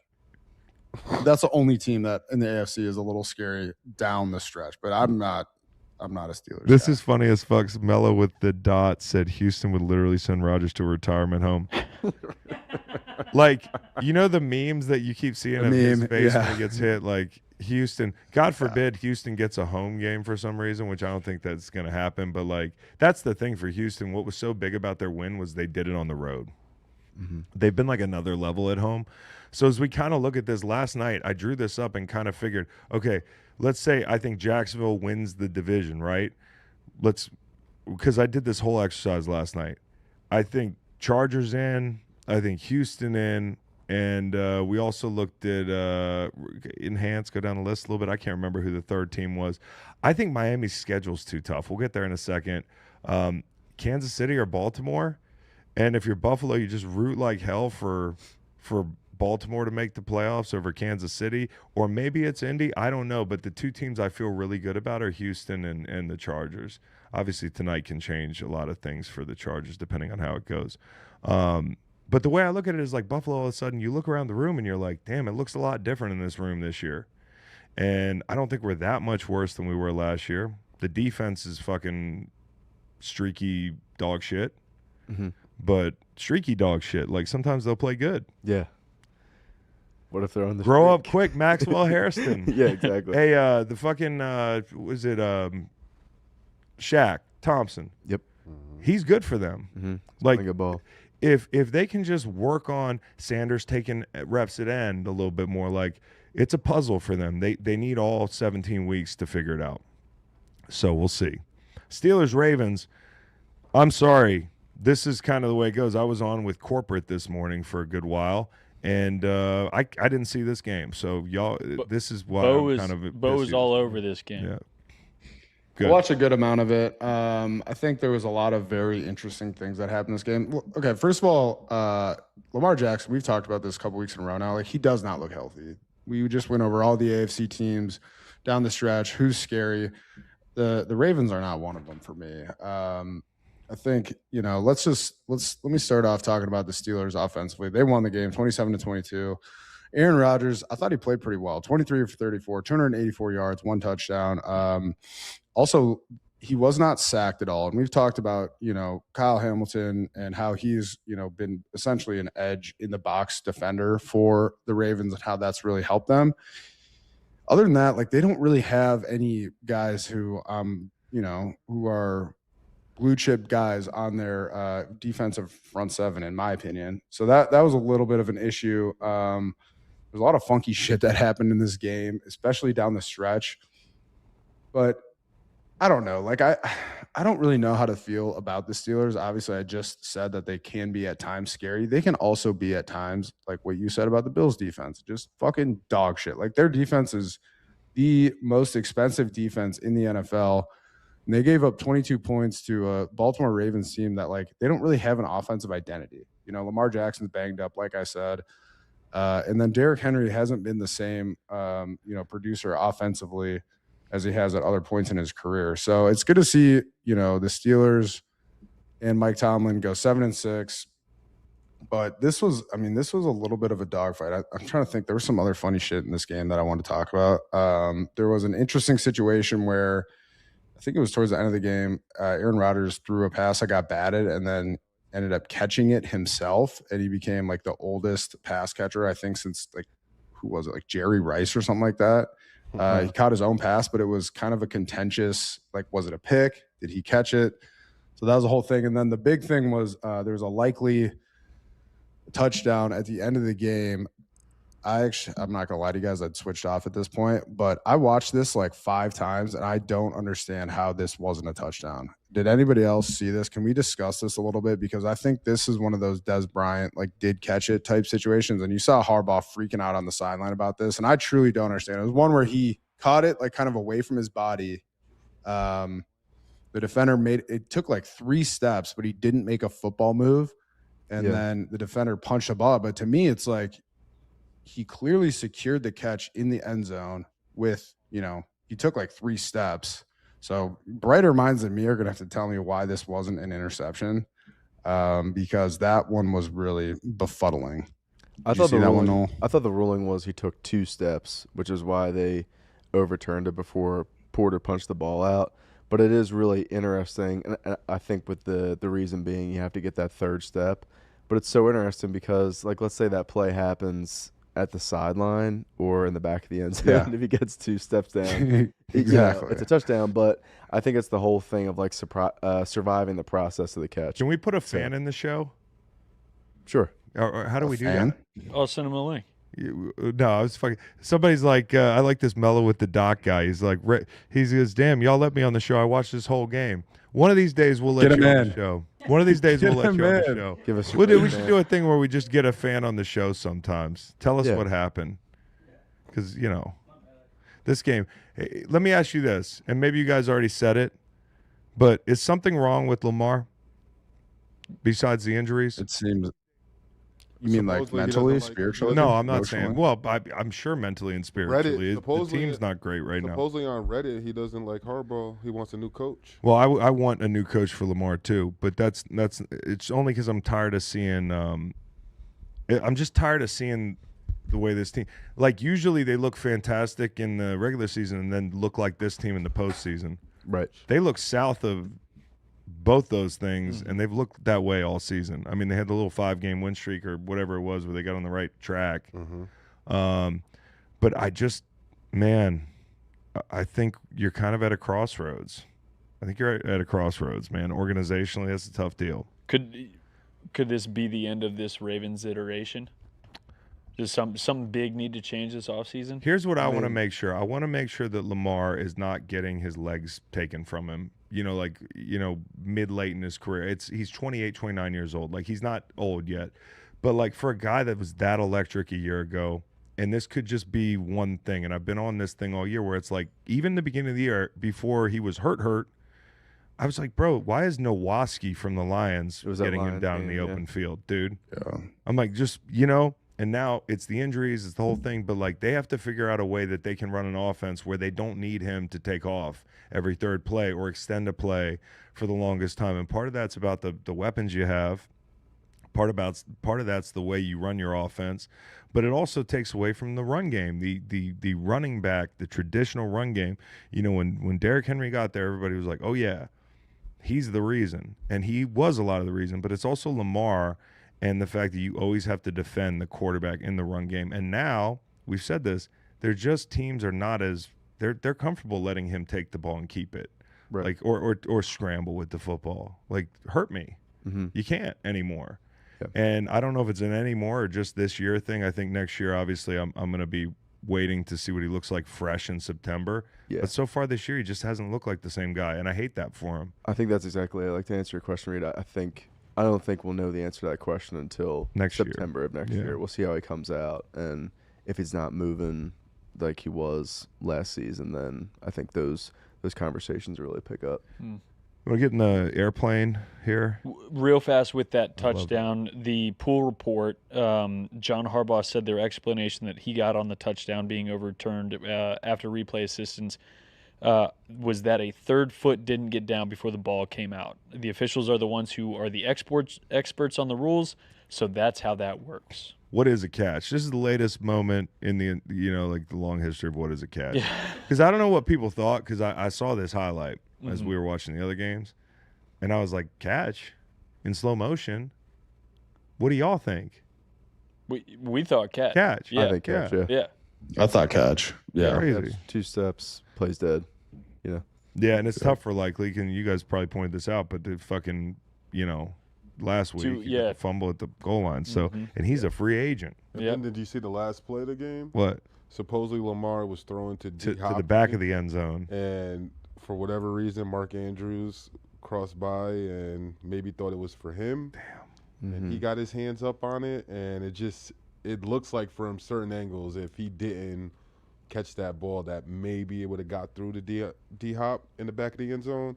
So that's something that's tough to see. And then I just think they're cursed this year. Exactly. Yeah. Having so many games like that where you look back and you're like, dang, if this one thing might have went different, we probably would have won this game.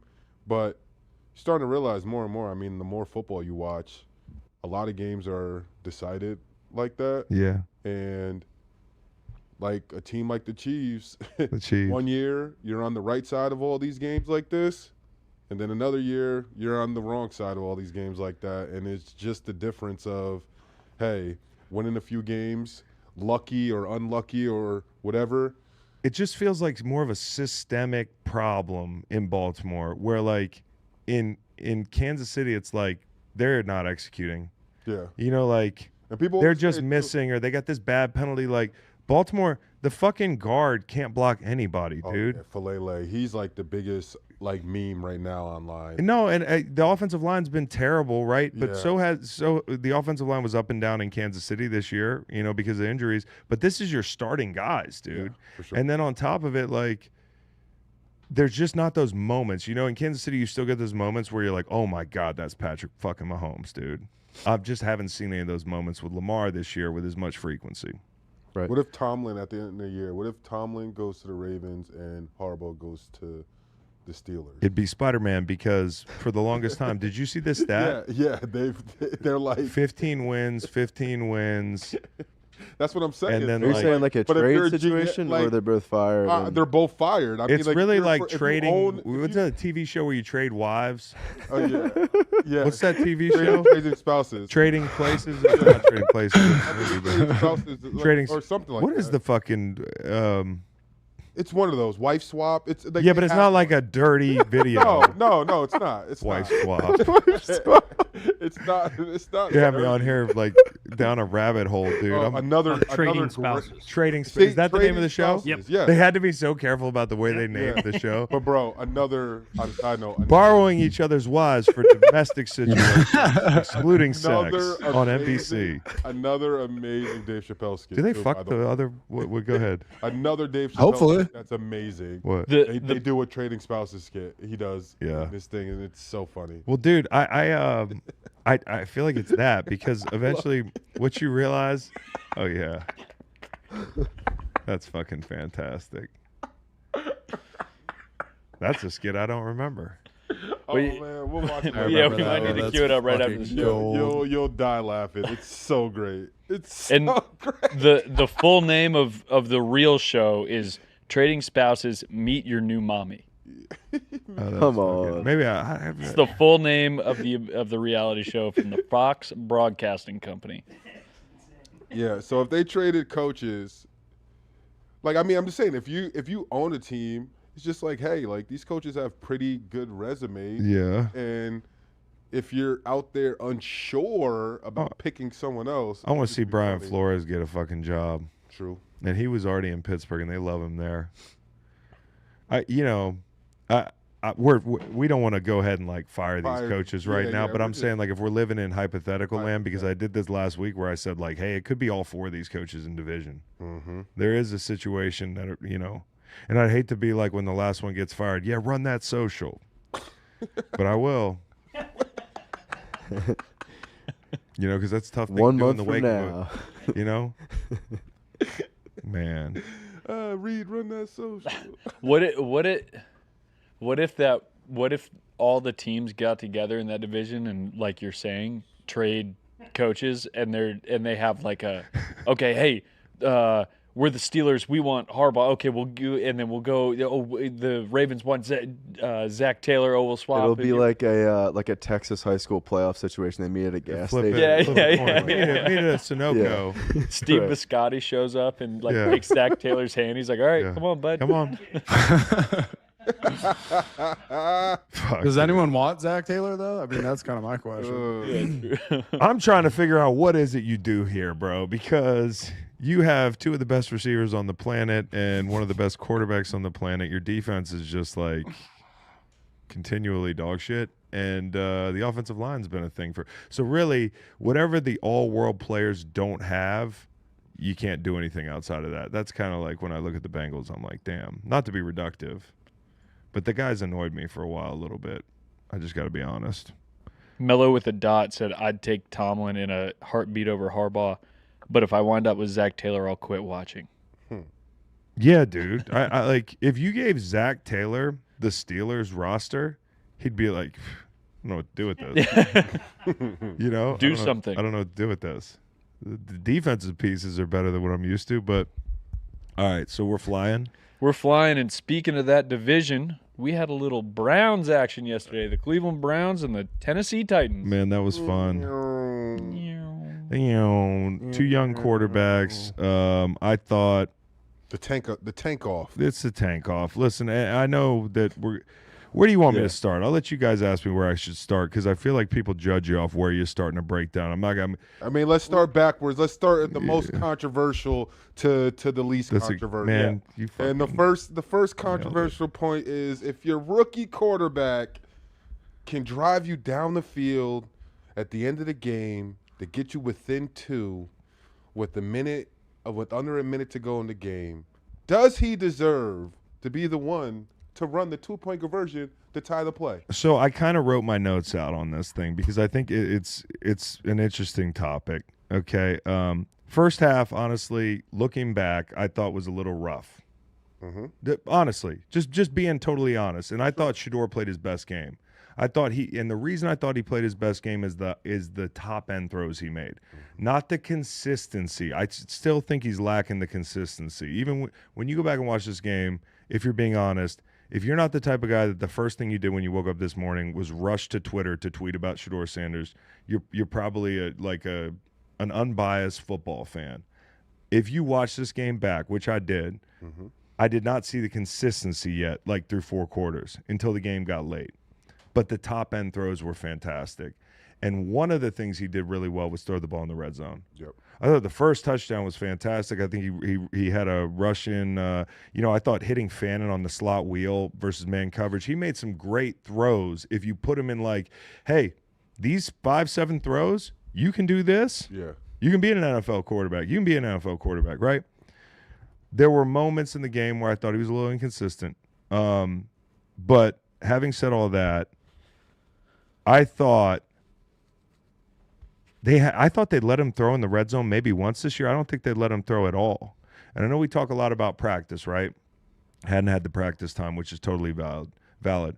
You could say before this game, hey, they're just making sure he doesn't trick it off in the red zone, right? Because red zone's the most important part of the field. Like, I understand why through 2 games you're being ultra conservative. But then once you see him make those plays in the red zone, I do think he should be the guy with the ball in his hand. But I will say this, because it has become such a polarizing conversation where the coach can't just make the wrong fucking call. He has to, like, want Shedeur dead. Like, that's what people are saying, right? Yeah. He might just be an idiot. He might just be the 1,000th big brain idiot I've ever seen coach offensive football, because the call, to be honest, as dog shit as it went, there was something there if Judkins pitches the ball to the reverse. Yes. He did not. So the way that play goes is there's a dump to the eligible tackle. That thing's bogged down, and then you get the reverse behind it. That guy walks in and scores. But my issue? No, I know. Go ahead. It's just that if he doesn't pitch it, it makes me think that, like, maybe they didn't practice that as that's my recently. that's my issue. Okay, and that's my issue with it. It's like, if we didn't practice this week or fucking Friday, so that people don't think I left that out. Oh no, yeah. No, I think they for sure practice that, dude. It's you're trying to time the game up with a 2-point conversion. Like, dude, in most situations, that is your best play call. Like, that is that thing is circled on your call sheet, 100%. That's my take on it. Seems like something they maybe practiced like 3 weeks ago. That's the point. The point is, because when they've run Wildcat, I want to give you guys some information, and this is how this is how NFL coaches think. I'm just, depending on how analytically driven or whatever, even if you're not analytically inclined, Cleveland's Wildcat report, I went and watched every Wildcat snap on the season to see if they were bad at it or if they were doing it, more so lately. And they have done it more so lately. But I think there are 6 snaps in the low red this year in Wildcat that they took. Miami, they did it 3 times. Miami, 2-yard gain. Miami, 4-yard touchdown. Miami, 2-yard touchdown. Vegas game. Vegas, 8-yard touchdown. Vegas, 2-yard touchdown. San Francisco game, 1-yard touchdown. Those are the 6 red zone plays. They scored 5 fucking touchdowns on the plays. Mm-hmm. So you have to wonder if in the building – there's almost a running joke about, like, we're running Wildcat better than anybody all the time. Mm-hmm. And so what's your best play on a 2-point situation? They're not the only people that have ever run a Wildcat on a 2-point situation.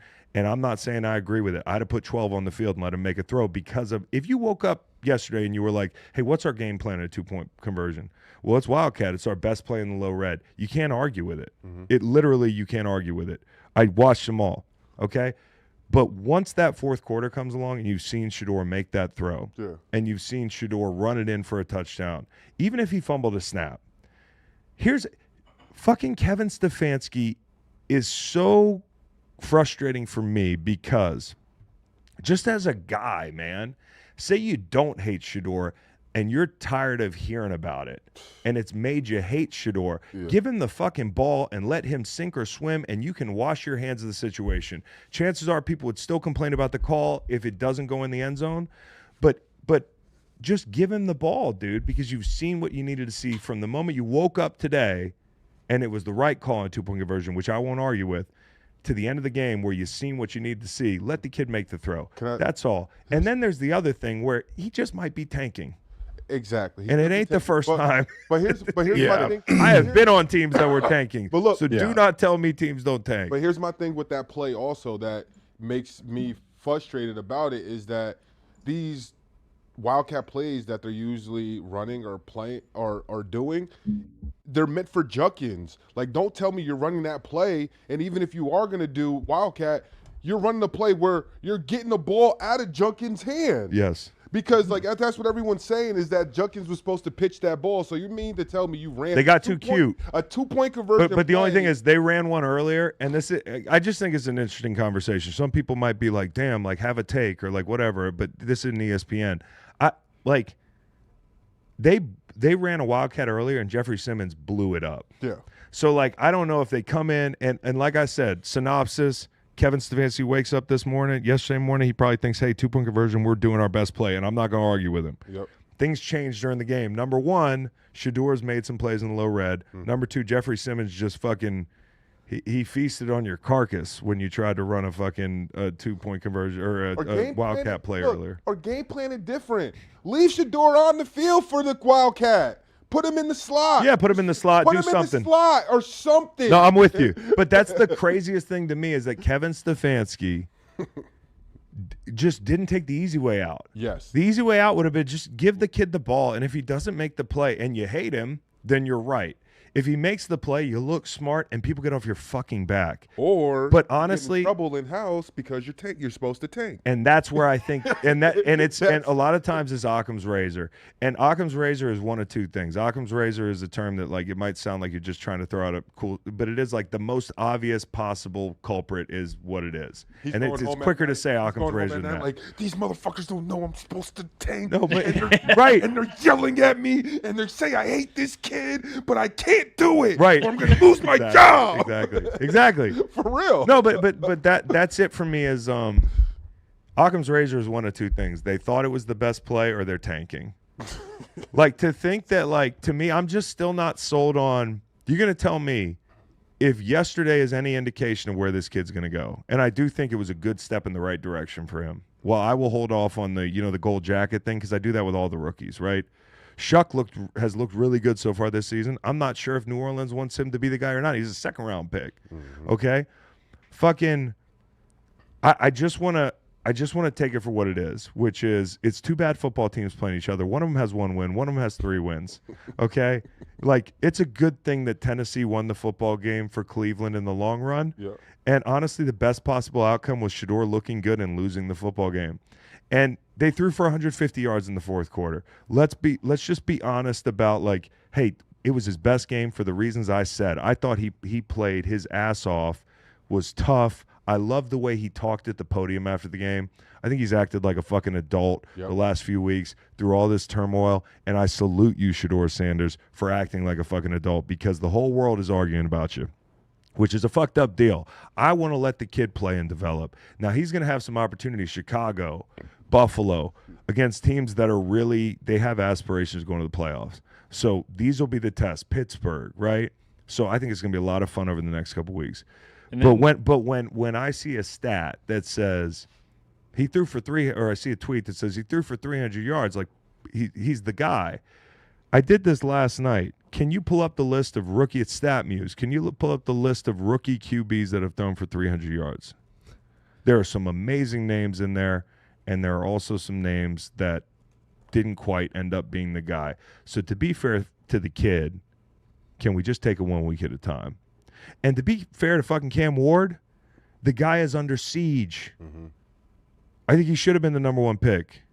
And this is Cam Ward's literally throwing people on the ground trying to survive sacks, like ripping the ball that downfield. That play sequence was emblematic of the whole game. And then the videos of him and Shador when they're training and they're messing around and Shador's trying to make them fumble. Yeah. And it honestly looks exactly like what happened, what he did to number 9 in that game. Yes. With keeping him off. That has to feel bad seeing that play on and off.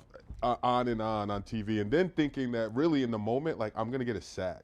That's the craziest thing. I'm about to get a sack, and then it's like, nah, this quarterback just slammed me and got the ball, still got the pass off. The things you got to avoid, he's just got to avoid the longer down sacks. I mean, we talked about this last night. 3.57 time to throw. That's the second longest on the season for any quarterback. Okay, and it was 64% pressure rate or whatever it was. Like those are not. And to be fair to him, and this is me just being fair and balanced, no Fox News, but like I just Shador throwing the ball in 3.57 seconds, it's not a gotcha like because he held the ball on 2-3 plays for 8 seconds, right? It's part of his game. Sometimes he wants to extend. Other quarterbacks do it. But when you look at 3.57 seconds to throw, like that's got to speed up because that won't be good enough against some of these teams coming up. But Cam Ward, his time to throw was like 2.4 because fucking they had him in bubble wrap, like I said. Like it was all RPOs. I think maybe I can count on one hand the true drop back passes he threw with Myles Garrett on the field. And by true drop back, I mean no RPO, no screen, no play action, move the pocket, nothing like that. Just drop back and throw the ball. I also think they did a really good job of chipping Myles Garrett. I think the most effective chip you have is not a back out of the backfield.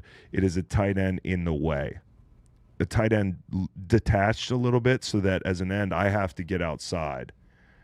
You know, and in my limited experience of getting a bunch of extra attention, that's a lot tougher. This guy, he has to deal with it every week. He's got answers for everything, but that's a tough way to go. And if you're blocking Myles Garrett, not for nothing, I would make sure I had a tight end just to muddy things up for him, and he has to line up outside him. Myles Garrett only pressure of the day was that sack. And Cam Ward's time to throw 2.54. That was his fastest of the season. So Dakota OT, and this is the problem with numbers, and just and I'm about to do it right now. You got that stat muse thing, and this is just me being fair. Okay, Shedeur Sanders just joined Aaron Rodgers as the only quarterback since 2000 with 450-plus yard completions in their first 3 career starts. Well, I'll see you in Canton.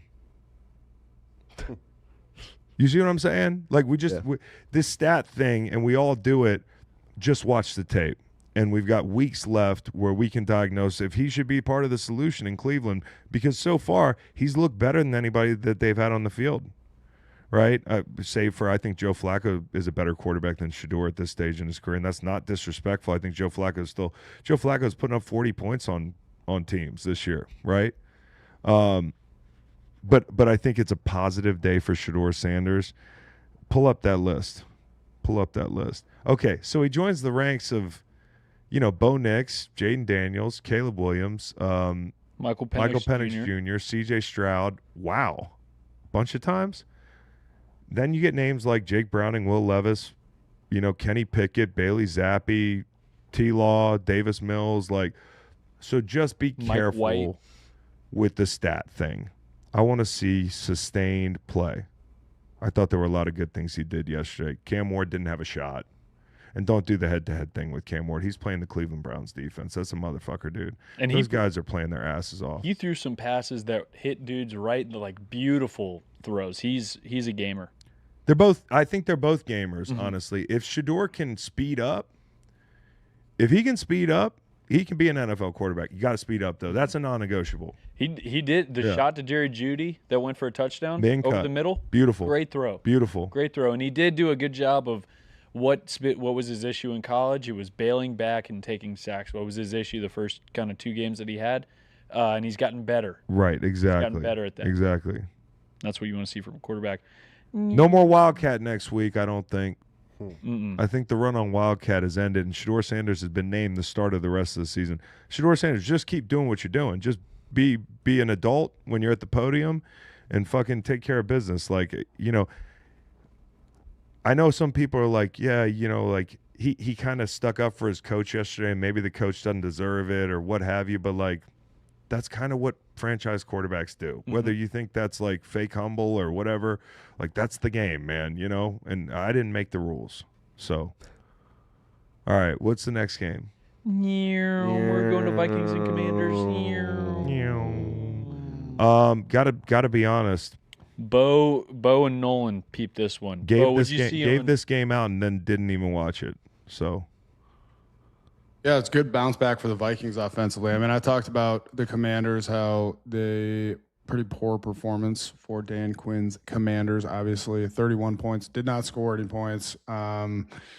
But yeah, I mean, J.J. McCarthy was pretty good. Let me pull up his stat line because I was critical of him at times, early in the season. He truly still has not played a ton of football, and this was his best football game to date. I got a stat line around here somewhere. He had 163 yards, 3 touchdowns, 0 picks, obviously 31 points. I mean, that's the thing for me. You still got to get Justin Jefferson going. I think it's a little bit of a shame how uninvolved he's been in this offense, but At times the Vikings looked very, very comfortable. They rushed the ball pretty well. Aaron Jones, I'm a huge fan of his game. Those wide outside zones, a staple of KOC's offense. I think the Vikings just really came out humming at home. Like they had a drive where they, rushed down the field, scored. Like they had a big, kickoff return, went down a shorter field, scored, and then the Commanders, the next possession, the Commanders' first possessions got all the way down into the, the very low red zone for the Vikings and couldn't convert on a fourth down. And I think from there it was kind of just over. Like the Vikings looked really sharp. I think, like I said, it's McCarthy's best game. Unfortunately for the Commanders, some pretty serious injuries. Jaden Daniels got hurt. He, threw a pick. Van Ginkel, we talked about that a little bit earlier, one of those screen passes. Gink is unbelievable at picking those off. He's got like 4 of those in his career, which is nuts. And then Isaiah Rodgers, clean play, but, a tough block on Jaden Daniels, who braced himself with that elbow that he dislocated. That was only like 4 or 5 weeks ago, I feel like. And so he got knocked out after that. The question for me is like going forward, people have been critical of Dan Quinn for playing Jaden Daniels. I personally don't really subscribe to that philosophy. It's, you got a 3-10 football team now with this, young quarterback who is, kind of really developing into his own. It's like, to me, you got to play that guy. So that's been a little bit of that controversy. We don't need to talk about this game too much because the Vikings shellacked them. But I think that is what the discussion that I think would be interesting to have with this crew is, like, do you guys subscribe to this idea that Jaden Daniels should be, sat down? Obviously, if he's not healthy, he should be. But to me, it's like you gotta play this quarterback and develop. And I think part of it too is Dan Quinn is, his cheeks are getting a little warm, I think, in Washington. How bad's the injury? I think he just re-aggravated his elbow. I'm not sure if any injury news has come out yet. Noel, you got anything on that? I don't have an injury update there. I hear what you're saying. I think like their season's done. So to me, I'm always thinking from the standpoint of like big picture. What's the point if the only thing you're playing for there is like I personally feel like I've seen enough from Jaden Daniels where I don't think he needs reps to like I don't think there's as much to gain for him from these reps relative to the risk you're incurring with the injury. So I would if it's an option. 2 of them I would sit him. 2 of the same injury. Exactly. Exactly. Last just got word, no update on Jaden Daniels' availability for Sunday. No long-term concerns, and we'll continue to monitor as the week goes.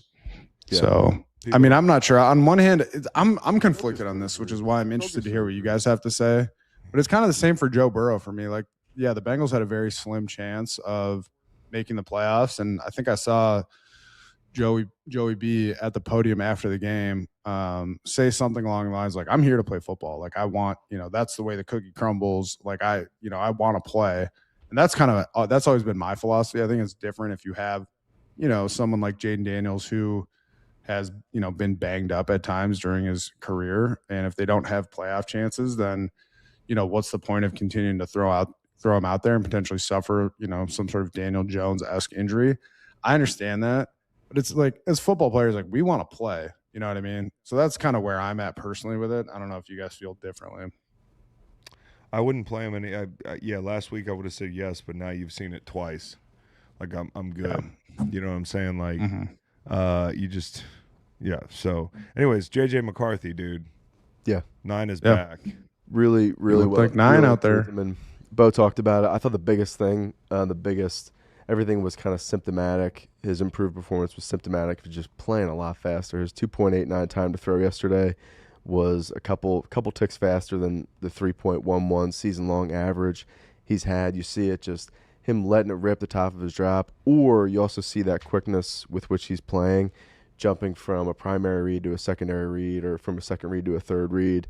So he wasn't perfect, but I thought he played win-with football yesterday, and it felt like night and day from where he's been most of this season. Now it's just about stacking weeks. I thought one of my favorite plays from him this game, there's a 3rd and 8. It's about 10 minutes left in the second quarter. He ripped it was like a corner route to Addison. It was a high-low on the flat corner with Jefferson running the flat route at the sticks. And JJ rips it to Addison. They convert. They move the chains. and right after the play, Jefferson is pointing at JJ and clapping, and I thought it was just awesome to see. I think it speaks to the pro that Jefferson is, but also, Jefferson didn't get the ball in that play. I think pointing at him, I interpreted it as like there's still some belief in that, at least within the offense, in him. And while McCarthy deserves a credit for the way he performed yesterday, I imagine that belief kind of energized him in a positive way and kind of fueled that too. So he just got to stack these weeks now. After the game, Justin Jefferson said about that play in specific, it's definitely one of those plays I wish would have come to me, but it happens sometimes as part of the game. As long as we win, that's what I really care about. Yeah. He's a team player, dude. I love that guy.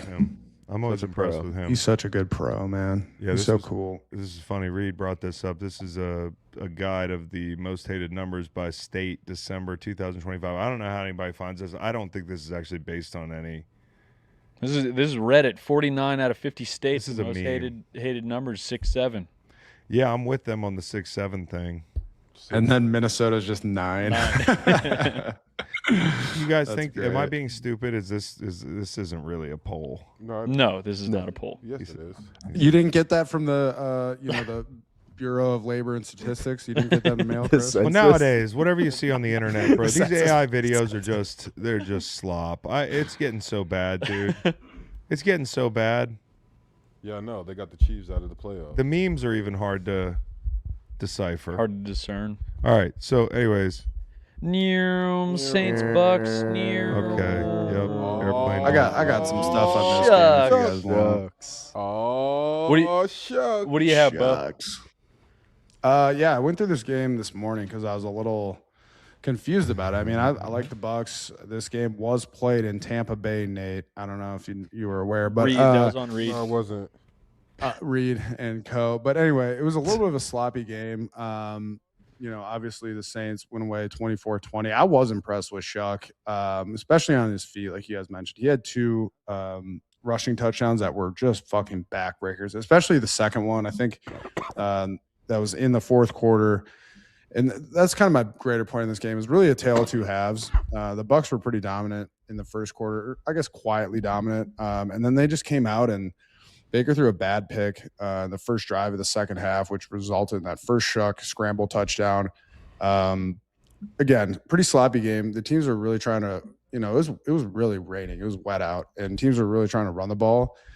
And then again in the second half, like Shuck was dead to rights in the backfield with Vita and other guys pursuing him, and managed to scramble. Like he was like 13 yards in the backfield. It felt like one of those vintage Russell Wilson, like give ground to gain ground type quarterback scrambles, and ended up putting it in, and that was a game winner. So for the Bucks, a couple things offensively. It was good to get Bucky Irving back. He actually got baptized on Sunday, and then later baptized again because he had a nice score on a running back swing screen in the first half. That was good. It's good to see Buck back out there. But just speaking for the Bucks, lackluster offense.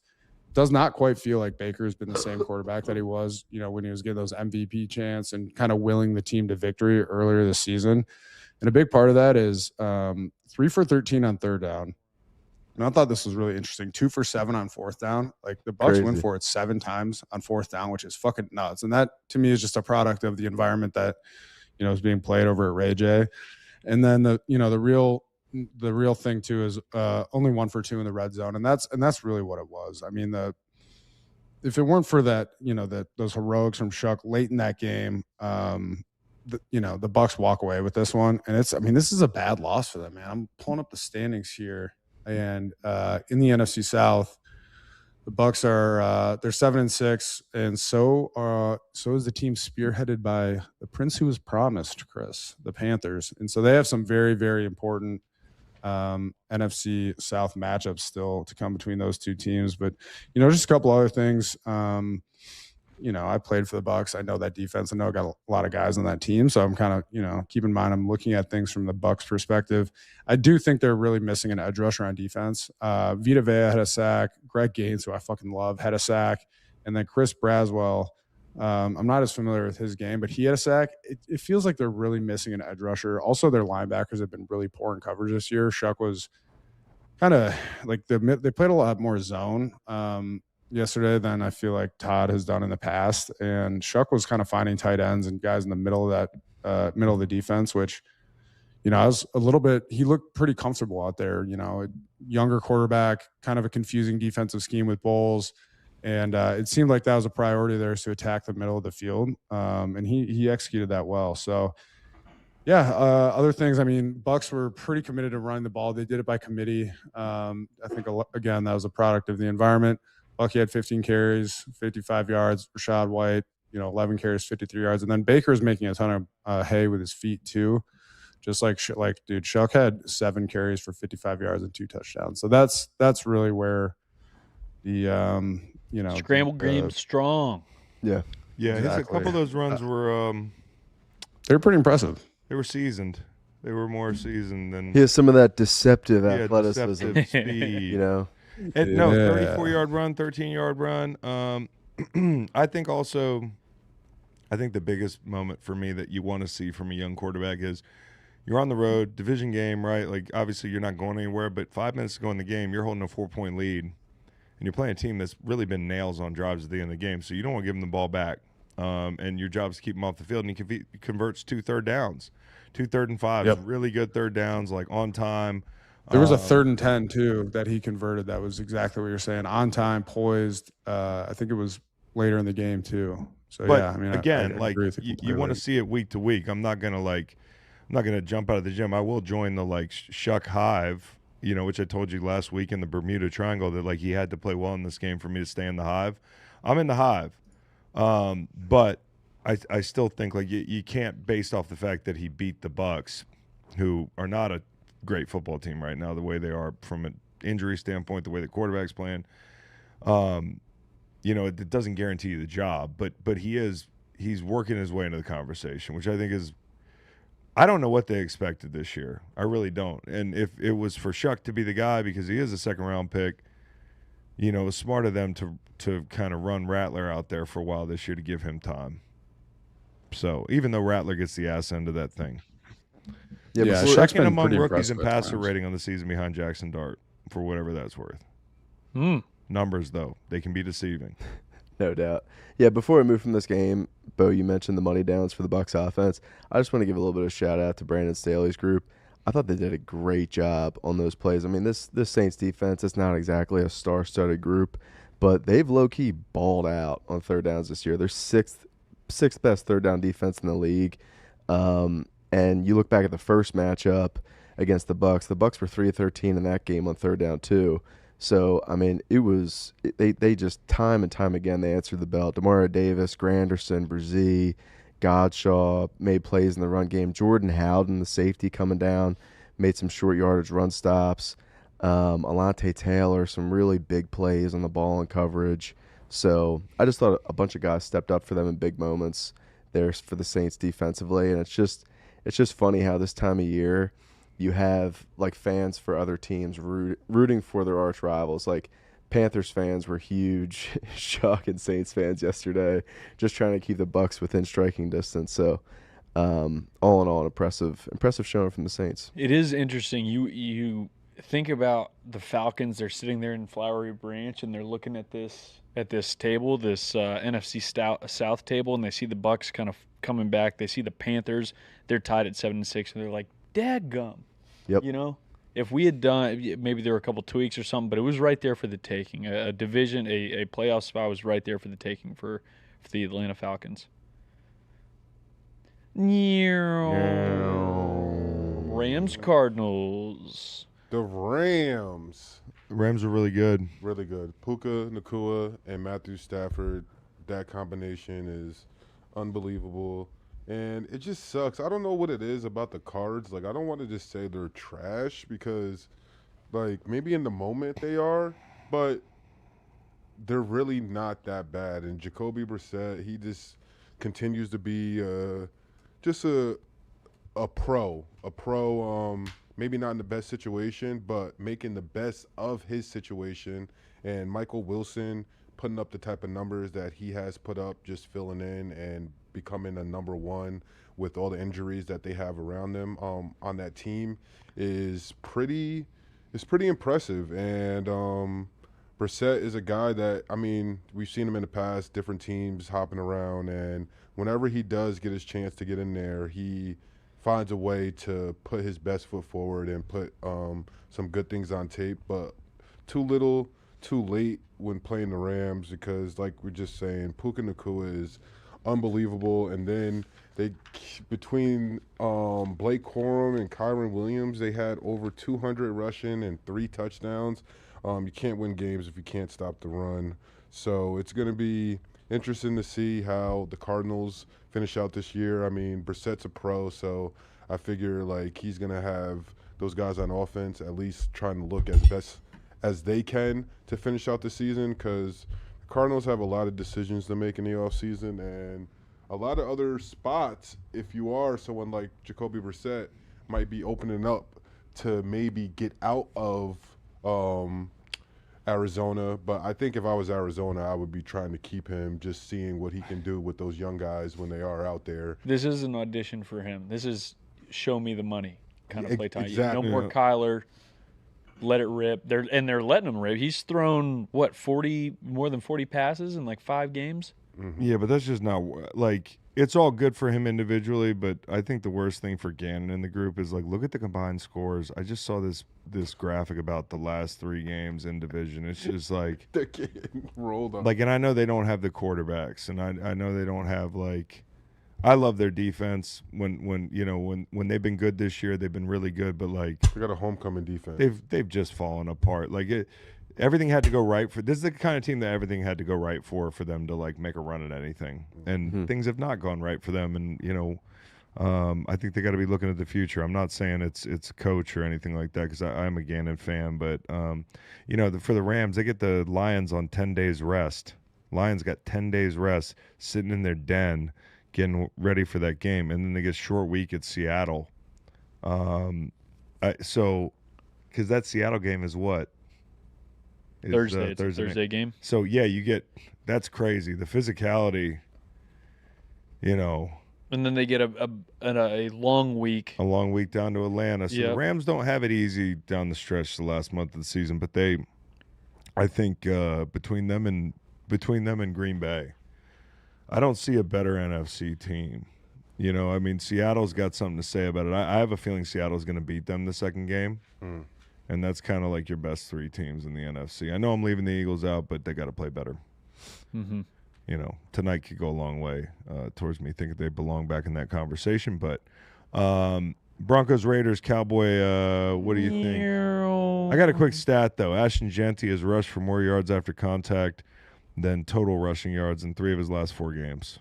4 total in his rookie season. He's insane. He honestly, the first I think like 2 or 3 drive, first one especially yesterday, he ran like a madman, and the Raiders did have a little bit of an offensive push. There was Bo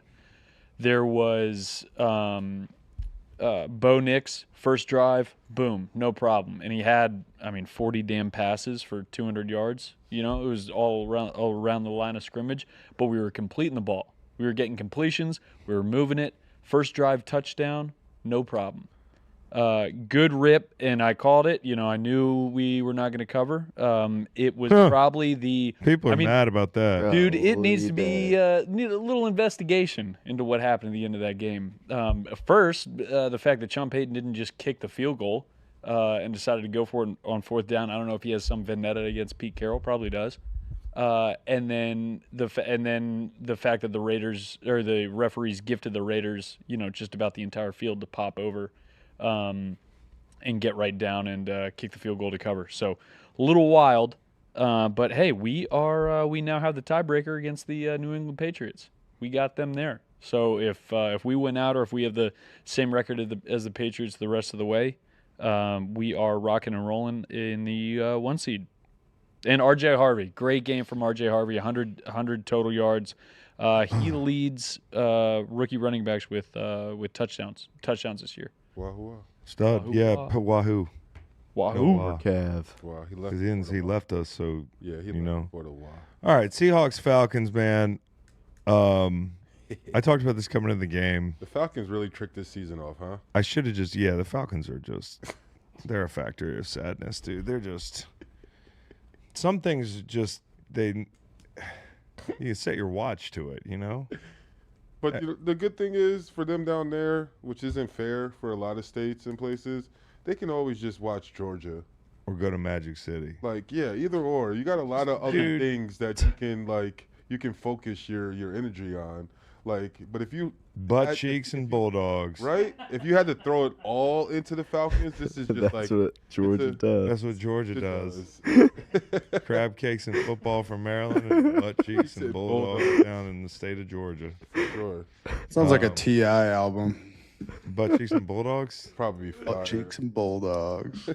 No, so I just, you know, the one good thing for the Falcons is they are in a division where, you know, it's kind of a shit show. But having said that, there is a world where they wake up next year and 3 of those teams have starting quarterbacks that they feel like are the answer.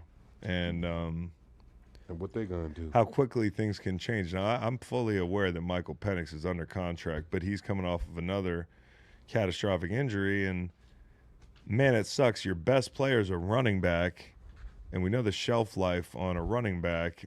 And he's been in the league for a couple years now, so the clock's ticking, tick, tick, tick. You got one receiver who was actually any good from a productivity standpoint this year. The tight end who flashed really good. He's not going to be a Falcon. Yeah. He's gone. The one good thing you got is you end up coming out of this year with some really good defensive pieces. And I think you can build around that identity, which is why I think the next coach, as much as I hate to say this, maybe should be a defensive head coach, even though I know that, like, you know, teams like to go the other way. And I know Raheem Morris is not fired yet. So I don't want to, you know, but it's an ugly deal. The one good thing for the Seahawks is you start that game kind of, as I told you, it'd be a rock fight early, and it was, and then it exploded. Obviously with Shaheed running ball back for a touchdown out of the half. So we don't need to talk much about that game.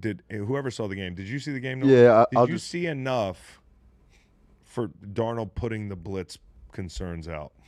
He did a nice job in this game. Yeah. I would like to see a pattern before I feel Patterns, like man. before he put that to Isn't that bed, something? you know. But overall, versus the blitz, 10-14, 126, 3 tuds. He threw a pick, which was a bad decision. It was a tip drill. Should have actually been picked by A.J. Terrell, who tipped it up, and then Mike Hughes secured it. He just tried to fit it into a window that was already closed. But overall, I thought it was a promising performance for him versus the blitz, which is obviously probably the biggest wart on this Seahawks team right now as the playoffs approach. So Yeah. it's got to stack weeks. Yeah, you got to get that thing frozen off. Yeah. Look at this. Got to freeze that wart. Yeah, but somebody just pointed out, and obviously, like Falcons, they have some draft capital issues, right? Yeah, the Rams are making their first round pick this Which year. is just for the Rams. in the top 10. It just keeps getting better, dude. God. And the Rams are gonna go to Atlanta and try to beat the dog shit out of them to make that pick even better. But I think that goes further in supporting why they should be hiring on defense, because that's where their best players are. You know, lean into that. And I'm not saying, you know, London and Robinson aren't, but the draft capital, right? Mm-hmm. You know, like I feel like there's some good young players. You have to develop that side of the football. Okay, you just need a quarterback. It's that easy in the NFL. You just have to find one of those guys. Atlanta Jones. Yeah, and we'll be running out of the pistol again. Yeah, exactly. That'd be fucking crazy. People are like, why can't we give it to our best player, like, from under center? Well, we did the Achilles quarterback thing again. Okay. I guess it is time. Go get the lost. Bermuda Triangle, where football games disappear. Oh, well. I don't know, Jim. This one might disappear. Oh, my God. Bad day for people that don't like football teams in the state of Florida. Dolphins. Shout out to the Dolphins. I asked Aaron Glenn to do something for me. I asked him to end the long national nightmare that is this installment of the Miami Dolphins, and he couldn't do it. And I must say, I got to tip my cap to the Miami Dolphins. I got to tip my winter cap to Tua. because they hadn't won a game where it was colder than 45 degrees, which is a wild fucking stat because 45 degrees isn't even fucking cold. I don't even think my nipples are getting hard in 45 degrees, okay? Since 2019. That's 7 straight. They won yesterday. It was a balmy 41 at kick. The Jets had those Gotham uniforms on. We'll save those for the mentions because I'm sure somebody's going to talk about them. And they just beat the dog shit out of them. They ran the ball up their ass. This week, Devon Achane was, I think he was on the St. Brown podcast, was he? Talking about strip clubs and that sort of thing, and he came across kind of horny. And it turned out he brought a few escorts to New York with him. One of them was named Alec Ingold. He was fantastic. Those guys were just the big pullers on the edge. They were just fucking running the ball all over the Jets, escorting Devon Achane, who's one of the best players playing for a middling team in the NFL. And then he left with a rib injury, so the game kind of ended from an interest standpoint for your boy. But, you know, I want to quote the great Anthony Weaver, all of our problems that we need to solve can be solved through violence, which makes him sound like he's John Wick. But he's Anthony fucking Weaver, and I want to see him be a head coach. He has completely turned this defense around. Stamp it. This guy's name was getting floated like mid-season, and I think some people who hadn't watched this defense closely enough are like, why the fuck is he on a short list of guys who should get a job? But I think he's done a fantastic job, and shout out to former players being head coaches. How many defensive linemen do you know that are in a conversation for being head coach next year? How many fucking D-line head coaches have there been in the NFL? Because Mike Vrabel's the only one. That's what you're getting in Anthony Weaver. You're getting South Beach Mike Vrabel. Can I interest you in South Beach Mike Vrabel, dude? That guy looks cool as shit. All right, Anthony Weaver. They got to go to Pittsburgh on Monday night. If they can find a way to win that game, I think they'll play 2 teams that can't rush the passer in Cincinnati and Tampa Bay. So those are winnable games for the Miami Dolphins for sure. And then they finish with New England, and New England might be resting their starters at that point. So, like, the Dolphins, you might see facts. Treat teams from Florida? the AFC East, from the AFC East in the playoffs, but also treat teams from Florida in the AFC East. So this is pretty interesting. Dolphins are not dead. Yeah, there's a month left in the season. So Here's your lifeline. Fax is counting out the teams. There's only 3 teams in Florida. Is it storming today? Yeah. Yeah, oh yeah. But like Dumping. Yeah. So what he was saying, the 3 teams in Florida all 3 also might make the playoffs. That's crazy. That is nuts. It's absolutely unhinged. When's the last time that happened? Jacksonville, Tampa, and Miami make the playoffs? Probably. The Florida takeover. I think recently, maybe, possibly. Jacksonville and Tampa have probably shared a year, right? Yes, the Jacksonville Jaguars, Miami Dolphins, and Tampa Bay Buccaneers have made the NFL playoffs in the same year twice. 1999, the playoffs in early 2000, and the 2022 season. 2022, the year that they lost to the Chiefs. Yep. And Patrick Mahomes Chiefs. to the Chiefs, and Mahomes had an ankle. And Yes. hey, you know what? You know what's fucking crazy? What? I was betting on the Jags that game and rooting for the Jags. I'll never forget. I was in my old house screaming, That's jumping where up it and down. started. Trevor, So that's Trevor. where it started. You know, here's another game. It comes out. Here's another game that I profusely bet the Jags. Remember when he played maybe the best game of his career against the Dallas Cowboys that year? Mm-hmm. Oh, fuck, man. That was You the had time. You had the boys? Mhm.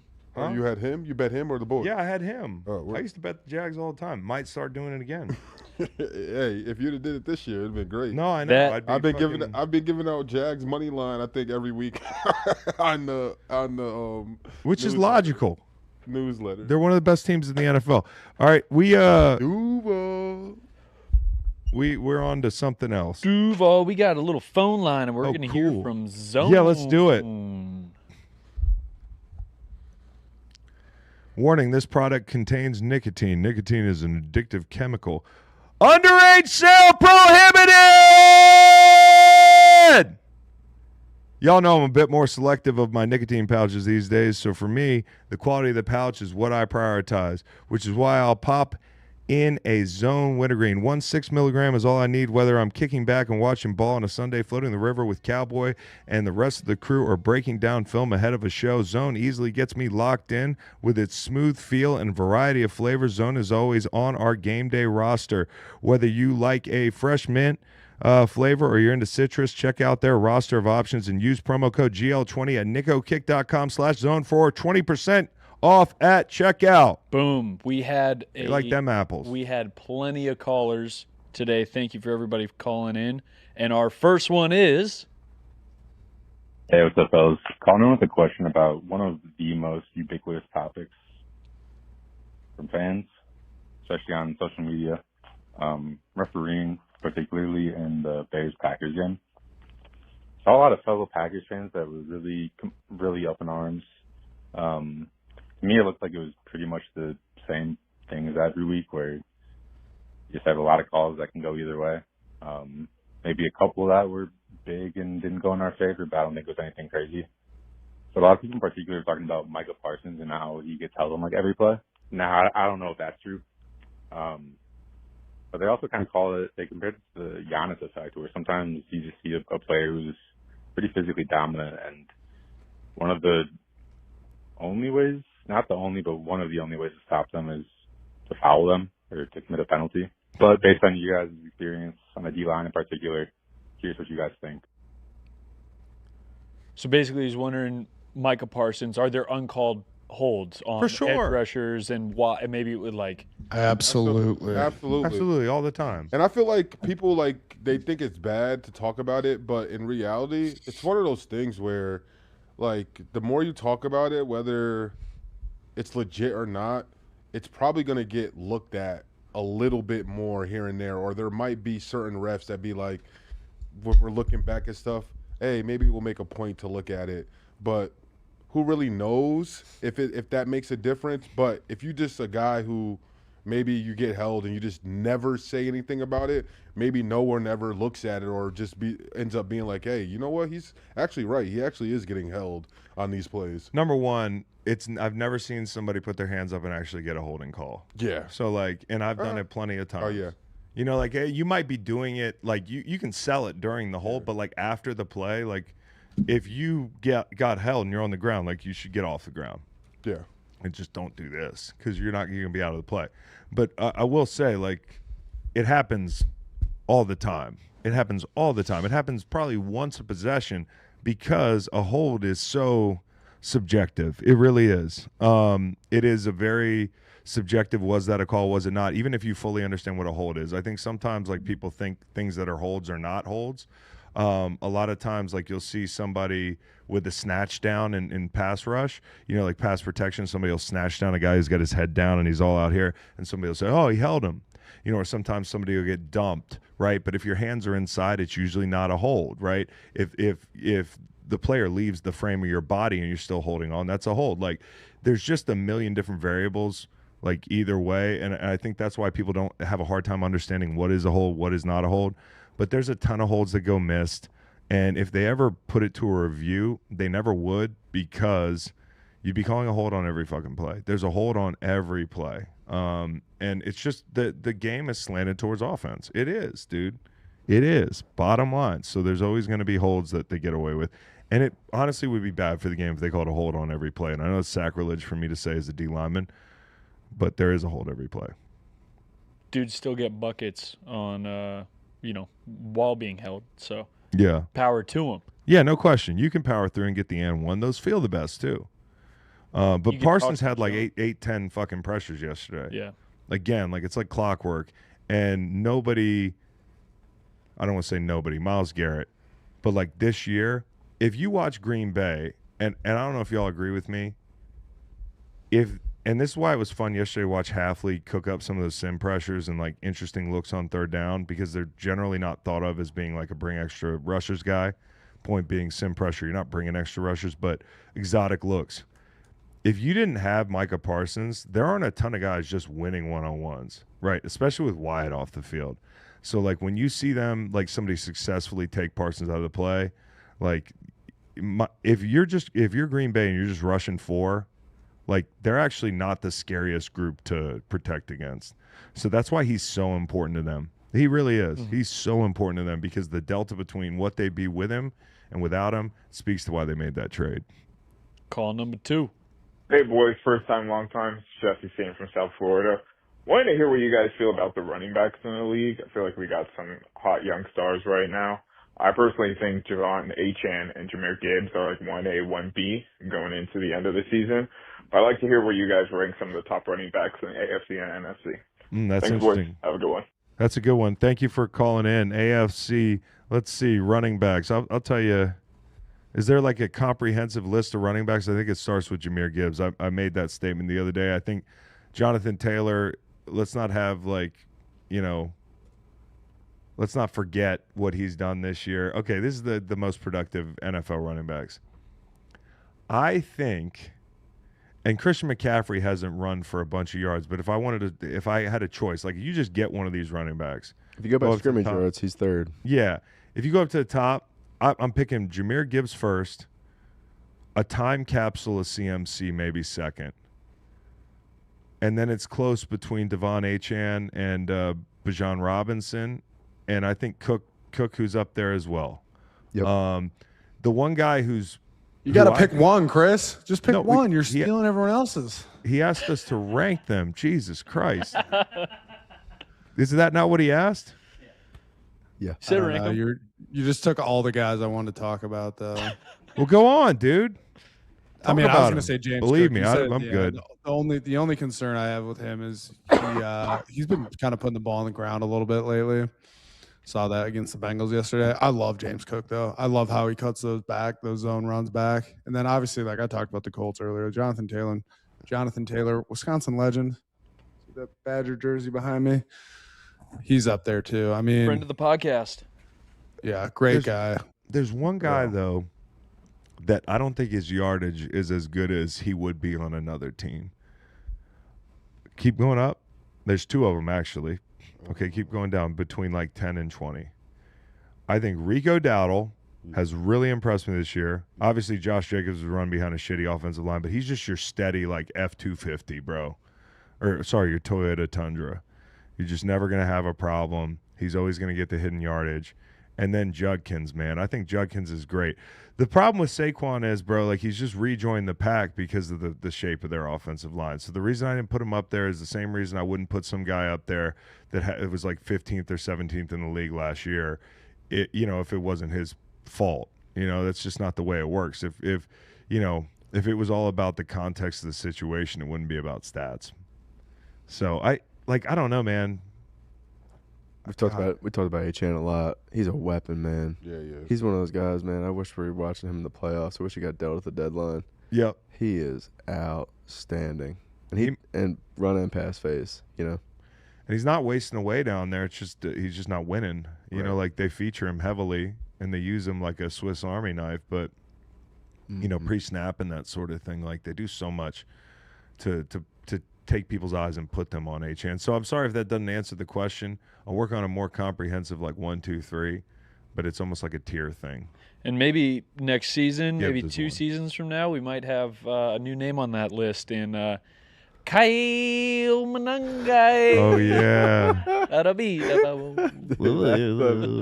I was dying. He's a beast. Yeah. All right. Call number 3. Okay. This is Peter B. Paris, No. Bill Belichick Jesus.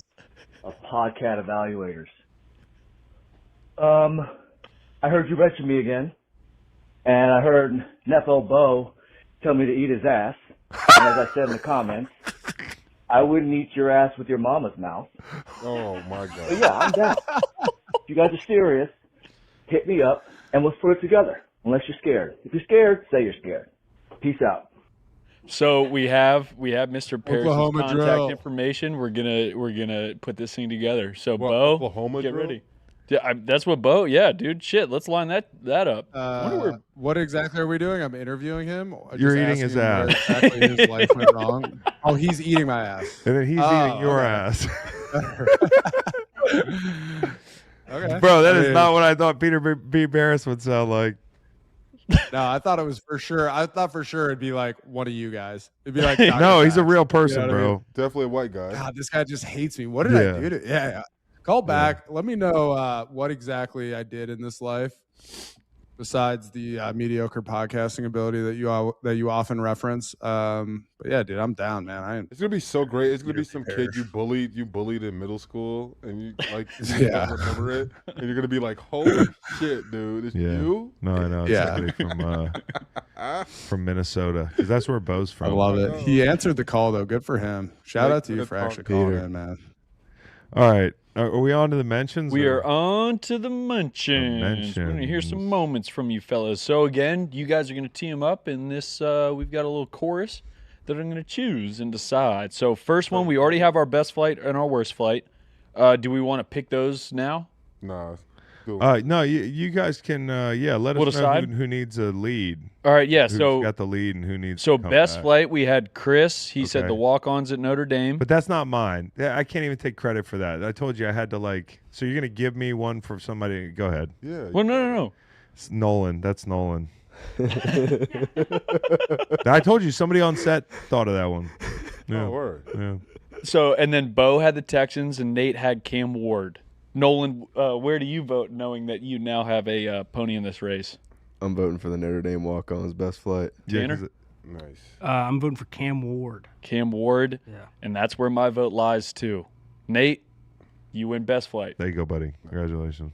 And then worst flight, we had Chris had the Bengals, Beau had Dan Quinn, Nate had the Bucks. Tanner, where'd you fall? Well, I was surprised UVA wasn't on here. But I'm going to go with the Bucks because he's posting. He's poking. That's hilarious. God. JMU is so fucking trash. I hate JMU so much. Hey, made the playoffs, baby. I just got to tell you, it ain't even close. It is the Bengals. Worst flight is the Bengals. That's my bro. I was like throwing out the Bucks. No, but like if you're, I got to this was never. There's never been an easier one. Just imagining that flight is like brutal. Yep. The Bengals? Yeah, it's brutal. It's fucking brutal, dude.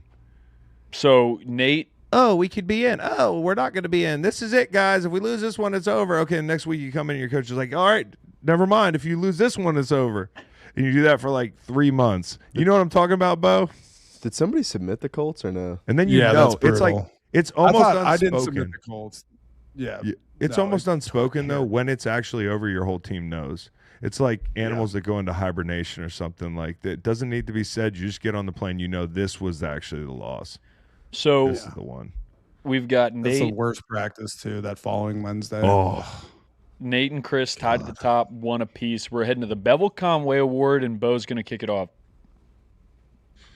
All right, fine. I'm just going to take this low-hanging fruit here. I'm going to say you know what? Actually, fuck it. I'm going to go against my against what I really want to do. My Bevel Conway, dude, Duval. The Jags jerseys with that old school shoulder patch, I thought that was fucking sweet. That's the best thing I've seen from the Jags all season. So that old school shoulder patch out of the Jags. Duval, baby.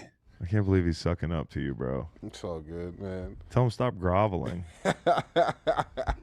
Bevel fuck out of here. Hey, I'm the one who pits facts against you, Chris. It's not the other way around, all right? You forget about Facts and the King. We've had a lot of good reps together. Ain't that right, Nate? Oh, now you've had good reps together. Yeah, Two baby. quarterbacks on one team. Yeah. You ever want to me and you against Chris? That could be a fun dynamic too. Yeah, it could Just be consider fun. Yeah. That's where I just. My Bevel Conway is going to. My Bevel Conway is Aaron Rodgers rushing TD with the discount double check celebration after. I think that was a nice vintage, beautiful look for football fans. Perk Rodgers out there going crazy, putting his life and body on the line, actually running for a touchdown. And then just to throw that celebration from back in the days, it just looked great. And then Rodgers, he looked excited on the sideline, fucking kissing guys and celebrating. and doing all that shit after getting mad about basically a teammate doing the same thing, being excited for him at the beginning of the year. It's just funny how things change. Did he tackle the guy? Just about. Really? Him and Rudolph were like giving each other body blows, and then like they did like a weird, they did a weird thing, and then they did hug really close. It was like, I don't know. That's wild, bro. Yeah, they were smooching. It's a wild deal. I liked it. Look, see, like look at him. Oh, he hit him in the chest. Yeah, he hit him in the chest. Look at that. What was that? Well, yeah, I mean, it's different when Mason Rudolph does it. You know? They rub mustaches together, something. I don't know. Discount double check. Discount double check. What's your bevel? Oh, mine. I mean, you guys are going to think it's too chalky, but the snow in the second quarter of the Cincinnati-Buffalo game, holy shit, dude.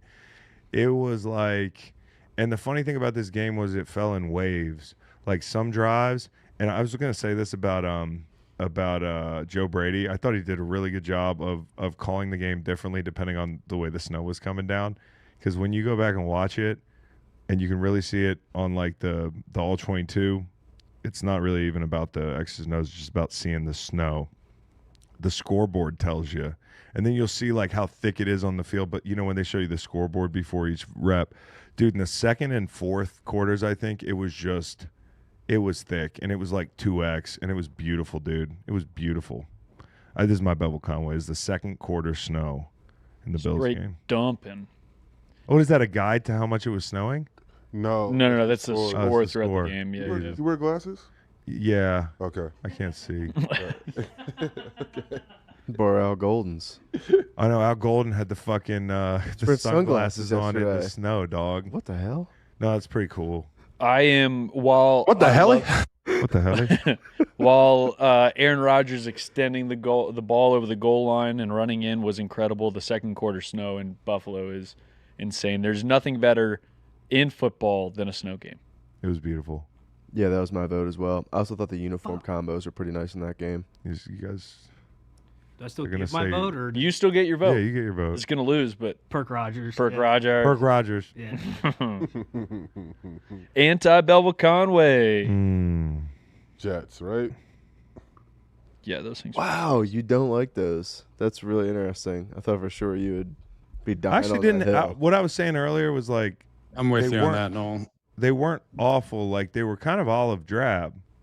They're So- terrible. So it's funny, but like I think But they you guys weren't. always say They could be better. So I think these helmets are fine, are cool, but you guys always say these helmets are terrible. But just these helmets, I feel like the jerseys, Dude. these aren't the jerseys that they wore last time with these helmets, right?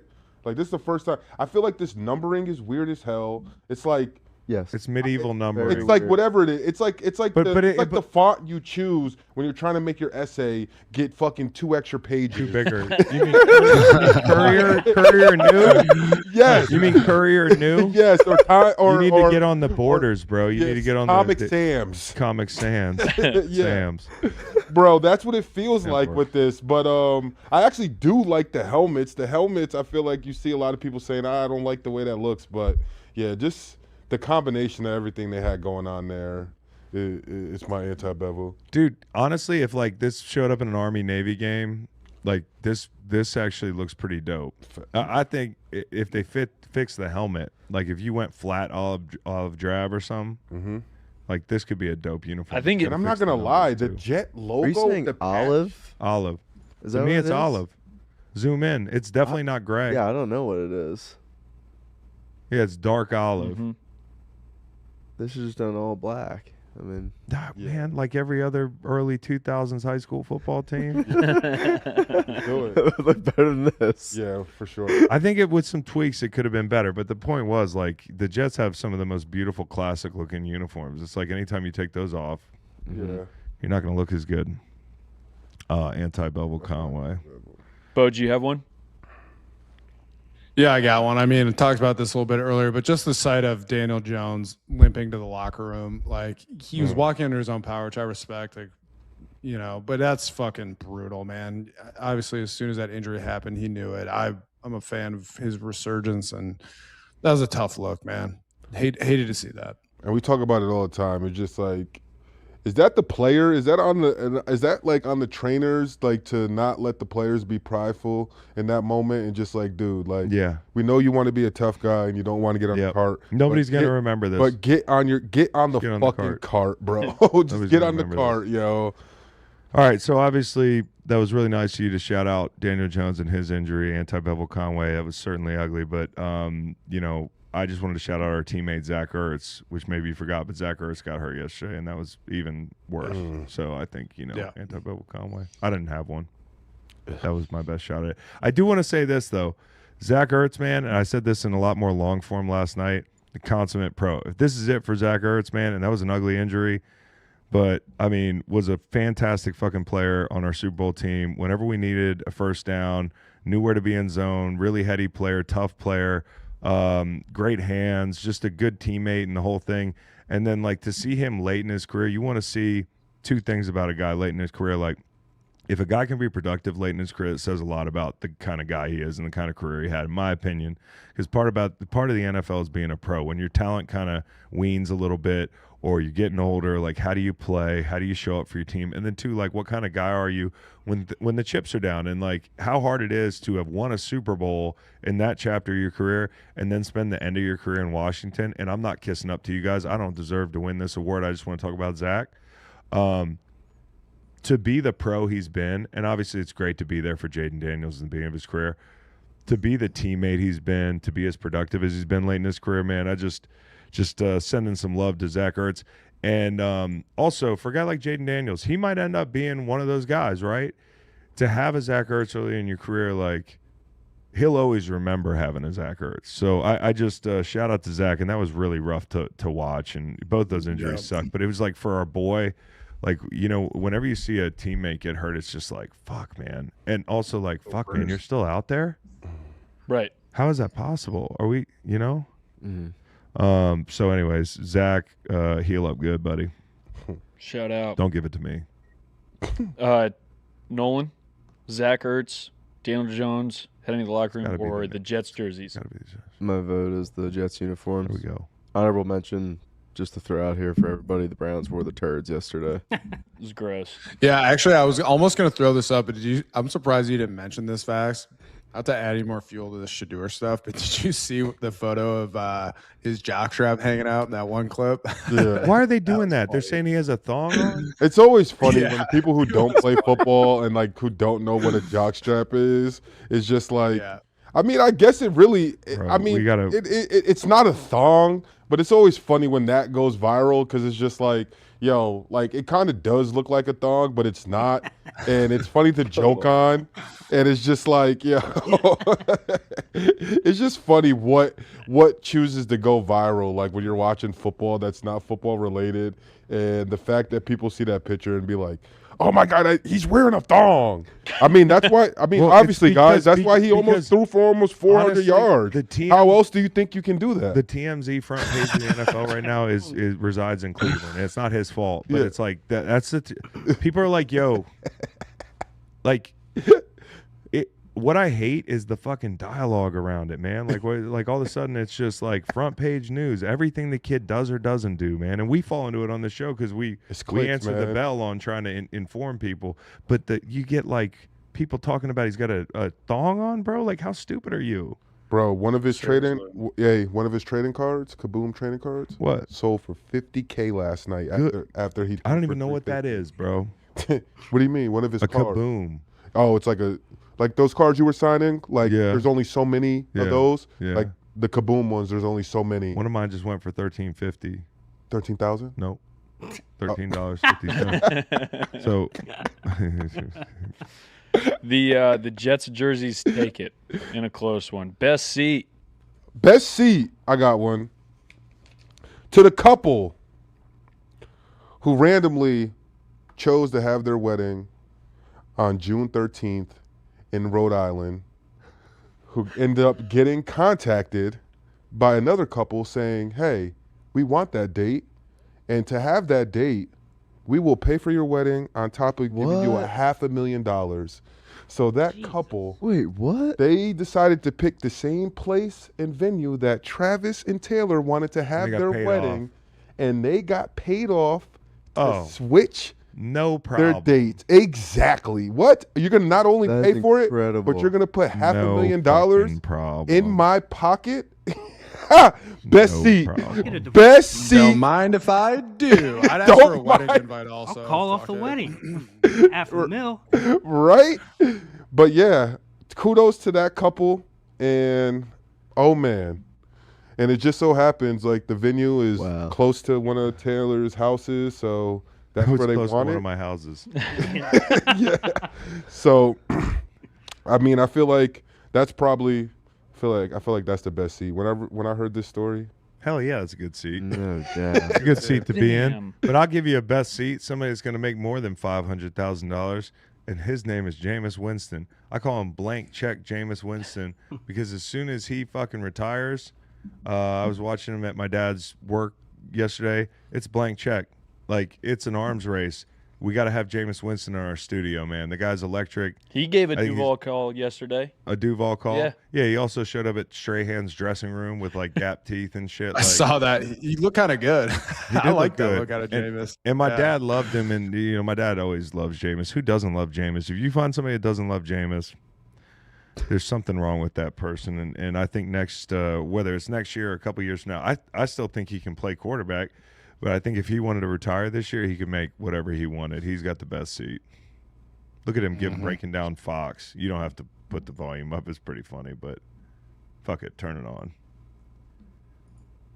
You think we can? Yeah, there we go. I'm not going to get sued. This is my dad's work. That's not how it works. Oh, you can't. You don't have audio on it. Hold on. Oh no, it's okay. Don't worry about the audio. Look at him breaking down Fox. You don't have to put the volume up. It's opportunity funny, doesn't come around often. Okay. But guess what? We have to make it last forever. Forever. NFL kickoff on 3. 1, 2, 3, 4. Don't worry about the audio. NFL kickoff on 3. He said we have to make it last. And I could see the wheels turning in his head, and he was like, "Fuck it, just say forever." Some of these people won't be here next year. I might be here next year, and you know, maybe the producer in the back with the camera might not be here, but we got to make it last forever. So, all right, he's the man, dude. I got a best seat for y'all. The Steelers and Baltimore's played this weekend. Lamar Jackson threw a pick. It was a pretty sick one-handed snag from what's this dude's name? Fucking James. Pierce. I can't even read my James Pierre. Yeah, exactly. Picked off his own cousin in the game. That's pretty good seat to have. Bragging rights over your cousin. Apparently, they're very close. Played high school football together. James Pierre picked off his own cousin, and then Steelers ended up winning that game. That was a huge play. It's a good seat to have. Good shit. Good shit. It was a good. Here, I'll show you a screenshot of this pick real fast. Look at that. Little one-handed. Snag, dude. Yeah. One-handed. Yeah. Bunnies. All right, Tanner. Could you imagine if we could see that in action, NFL? How many more people would be like, yeah, I'll sign up for Red Zone? So Chris, blank check, Jameis Winston, Beau, James Pierre interception, and Nate has the couple in Rhode Island. Give me blank check, Jameis. Yeah, that motherfucker Nolan make some money. I'm doing that couple that got a free wedding and $500,000. That's unbelievable. I'm going to couple in having Rhode just Island. been through that process. Yeah. That's a really nice, a nice gift. And couple in Rhode Island. I've been to that area. It is pretty spectacular. So the fact that you get it paid for and get to hang out, that is nice. And a best seat shout out to Devontae Smith. He got a juicer. I don't know if you guys saw that clip. The juicer thing. He's been juicing fruit for 4 days. Bro, that's having the time of his life. But here's the thing, though. He's so accurate because for real, if you juice like really good apples, bro, there's nothing that tastes better than like that type of apple juice. That's just like pure, just straight apples. Yeah. It takes, like you said, it probably takes like 7 to 10 apples to get a nice glass of juice, but that glass of juice is it's immaculate. I'm excited to see what his review is on the orange and apple combo that he went on to do. Yeah. So maybe we'll start selling juice. Yep. Worst seat. I got a real. Let me one. start this one off. Okay, you got it. Go. Well, I was gonna say we talked about this forever. I'm gonna be fucking quick. Worst seat, Shedeur Sanders on the sideline of that Browns 2-point conversion. That's a tough place to be. No, like you're the guy, you're the quarterback. You've been working all game to put your team in a position to win. Then you got to watch that bullshit fucking play. Bad seat. Shedeur on the sideline for that. That's true. Chris? No, go ahead. I'll go last. Worst seat, the city of Indianapolis. I mean, to see the way that Daniel Jones went down after watching Halliburton go down in the finals and Caitlin Clark go down this past year in sports, it's got to be the worst seat. Just it's like teasing. It's like, hey, if you're an Indy fan, you're like excited at the beginning of the season, your teams are doing great, and then your star, the one person that you probably can't go on with, they all get hurt in devastating ways. So worst seat. That's brutal. Indy. That's brutal. He was their football Caitlin Clark. For sure. For sure. It was wild. It was wild. Then why doesn't everybody in the league hate him? Maybe some people do. It was just a good joke. You guys can laugh. I mean, who hates Caitlin though? The whole league. They do all the girls. Yeah, I think some of the girls did pretty well documented. Some of them hated her. It was just a joke. Okay, so worst seat. I got a shout out, but I also have another one too. The shout out I want to give is to my friend Ginger. It was an Instagram post that I sent you, Cowboy. You know Ginger Miles. Yeah. Ginger posted herself on Instagram today. She played lacrosse with my wife, and she's a huge Commanders fan and traveled all the way to Minnesota for this game. And I think she put the Curb music in the background, or maybe it was Sarah McLachlan, something like that. But this is I'm sorry, Ginger, you went through that and paid good money to go to that game. Dang. It doesn't look like you came with any friends either, which is just a wild deal. I'm glad you got the shades on. God, I had a worse seat, and then I forgot it. Golly, what was the worst seat I had?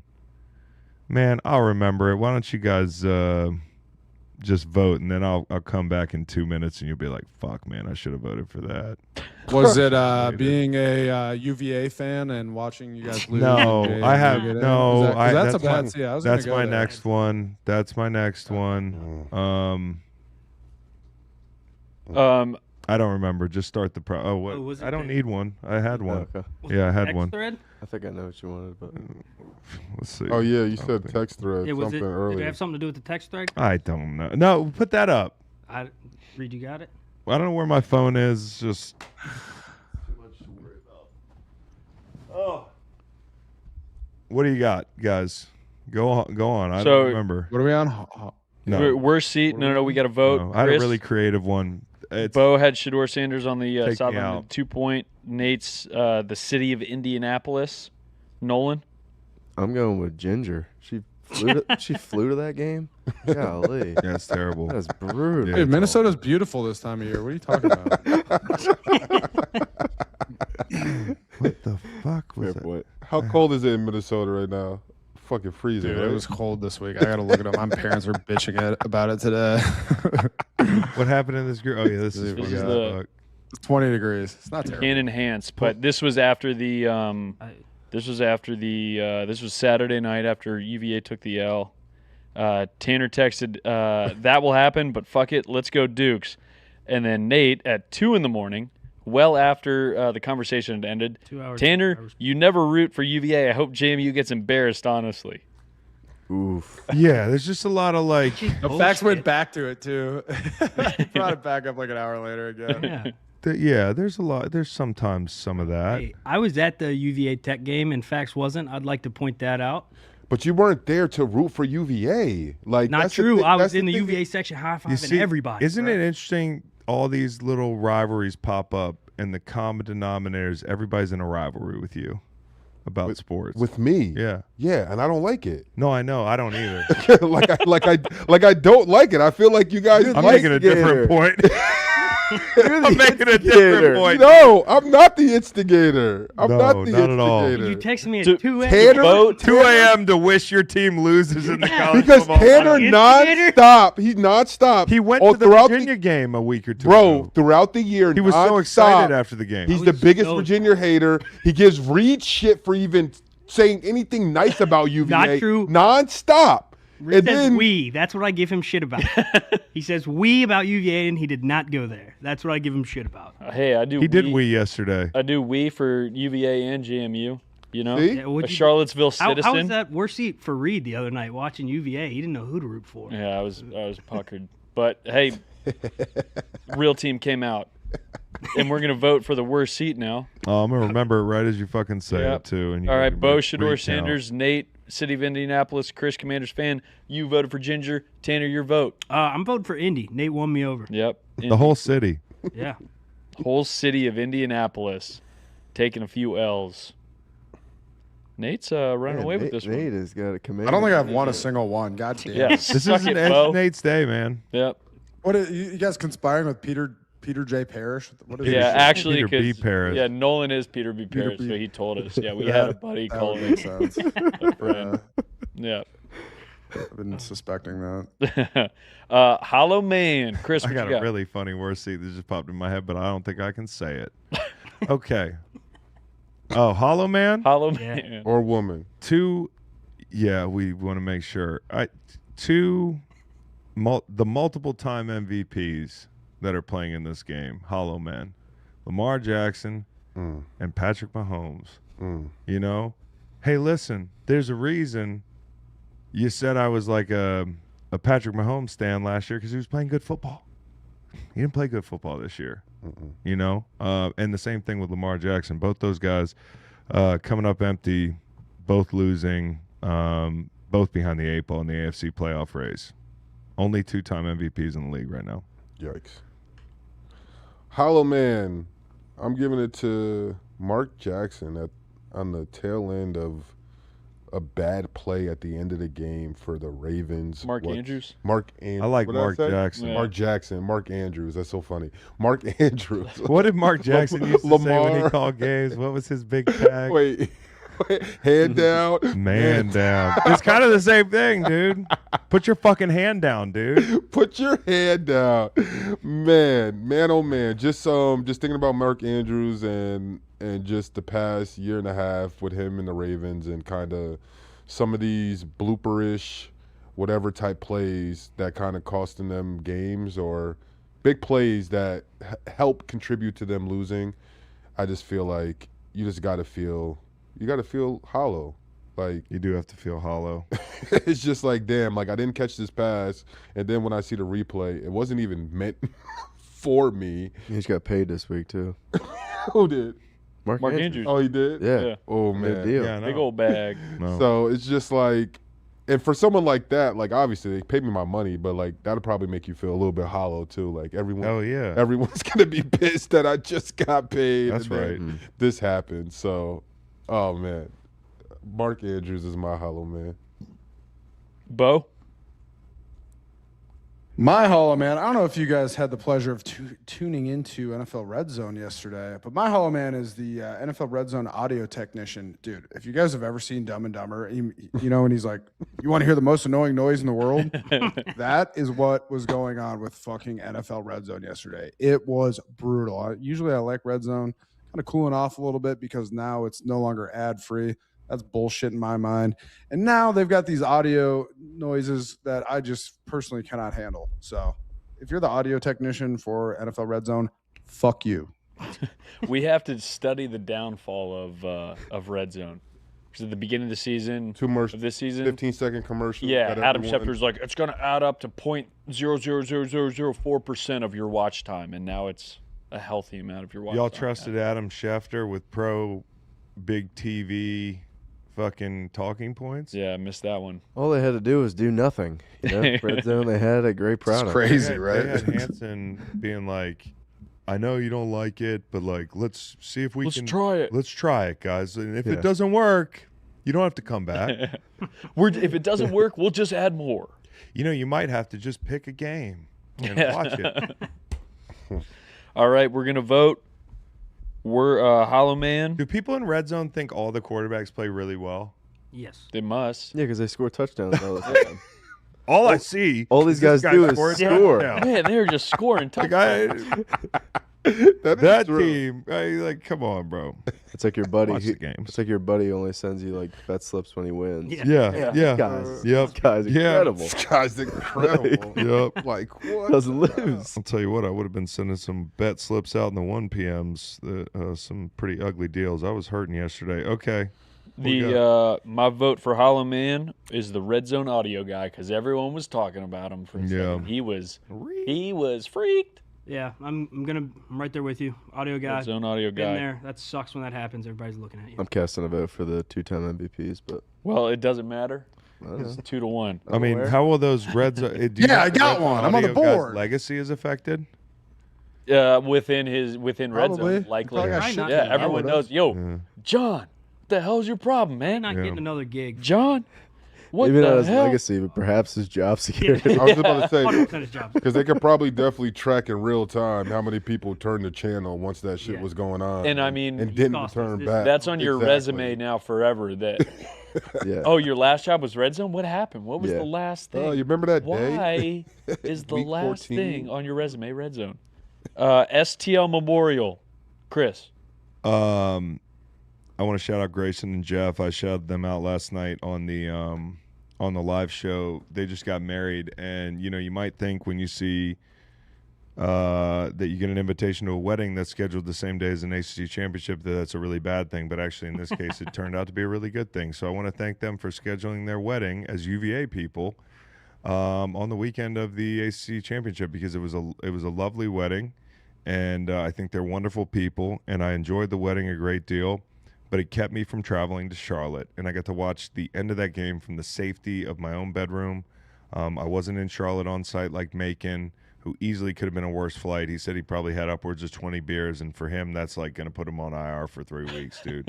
That could have been a really rough deal. Thank y'all for keeping me in Charlottesville.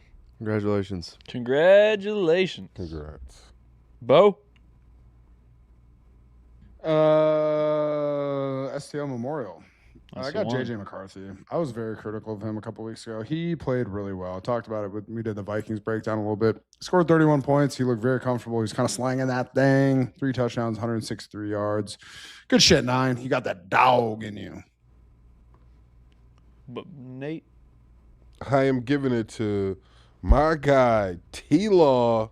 Trevor Lawrence with the W, 244 passing yards, 2 TDs, and is out there just looking great, getting all the haters off our backs in Jacksonville. And we are on this playoff push in first place right now. What was that? Feeling good, looking good. This is STL Memorial? Yes. Dude, everybody saw that.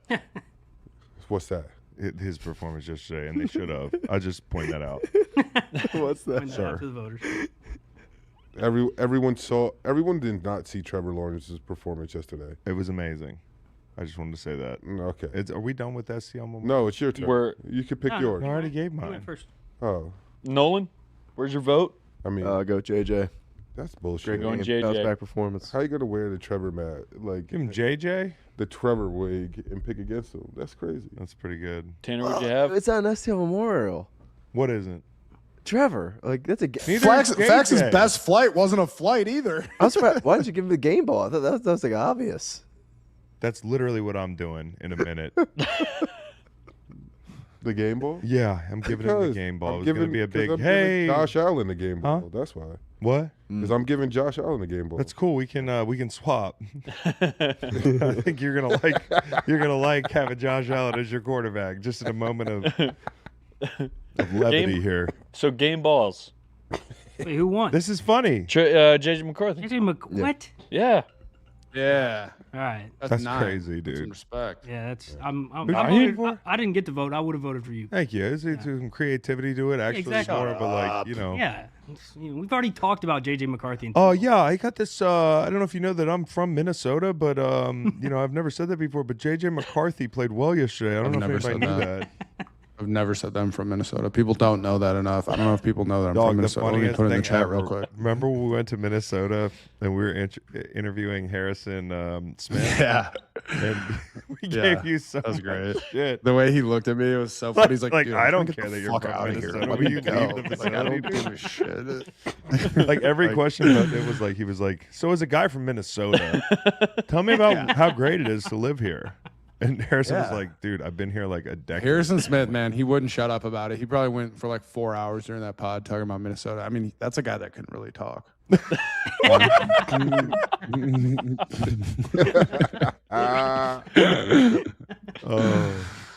So Can I do game ball? Are we on game Please. ball? Yeah, let's go game ball. Please.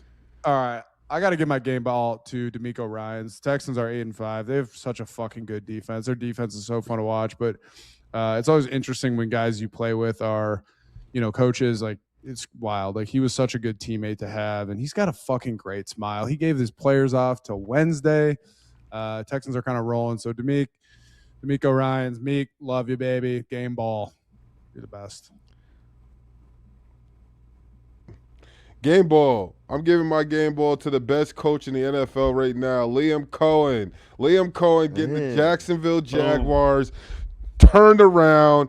He made a point to get in his quarterback's face a few weeks ago, and if you guys look up stats, Trevor has been playing just as good as any top quarterback in the league these past few weeks, and we are rolling into the back half of the season feeling great, and that is all hats off to Liam Cohen. Got that team down there in Jacksonville fired up, ready to go. First place. AFC is about to. The AFC South runs through Jacksonville. I've been saying it the whole year. You've been saying it, and it's still, if not before it wasn't. Now it's actually true. So now all we have to do just we control everything. And I think, like I said, game ball going to Liam Cohen. He has this team ready for all the success we're about to have. game ball, Liam Cohen. I'd like to give mine to both of them. Say it. Say it. Say it. No, I'm giving mine to Trevor Lawrence, man. You it's wrote it in the doc. Who? What? I wrote both of them. Did you write both? Doc. I Yeah, could have easily got you, dude. I wrote it. Yeah, well, both. Now write both of these nuts. Well, I know what it is. Yeah, okay. Why are you writing it in the doc? Well, because I thought it was your vote. No, You said it. No. You said it. No. Mine's Trevor Lawrence. Just one of the best players on the field yesterday, and made all the throws in the rain, dude. And some of the guys dropped some of the passes too, which has been a theme all year long. But at least in the rain yesterday, I kind of understood why guys that were having to play with no gloves and that sort of thing. So what do Jags non-believers want to see? That. Like, that's it. You do that, the team's very good. I think the team's very good. So, game ball, Trevor Lawrence. Boom. All right. Tanner, where's your vote lie? I like Liam Cohen. Liam Cohen? Yep. All right. I like him. I'm going D'Amico Ryans. Ooh, top and no. I'm going Trevor Lawrence. He lost. Oh, everybody gets a point. And that means your boy wins. Socialism. Congratulations. We all get a point when we tie. Yeah. Oh, that's interesting. I didn't think that through What? Yeah. in designing the voting mechanism. Yeah.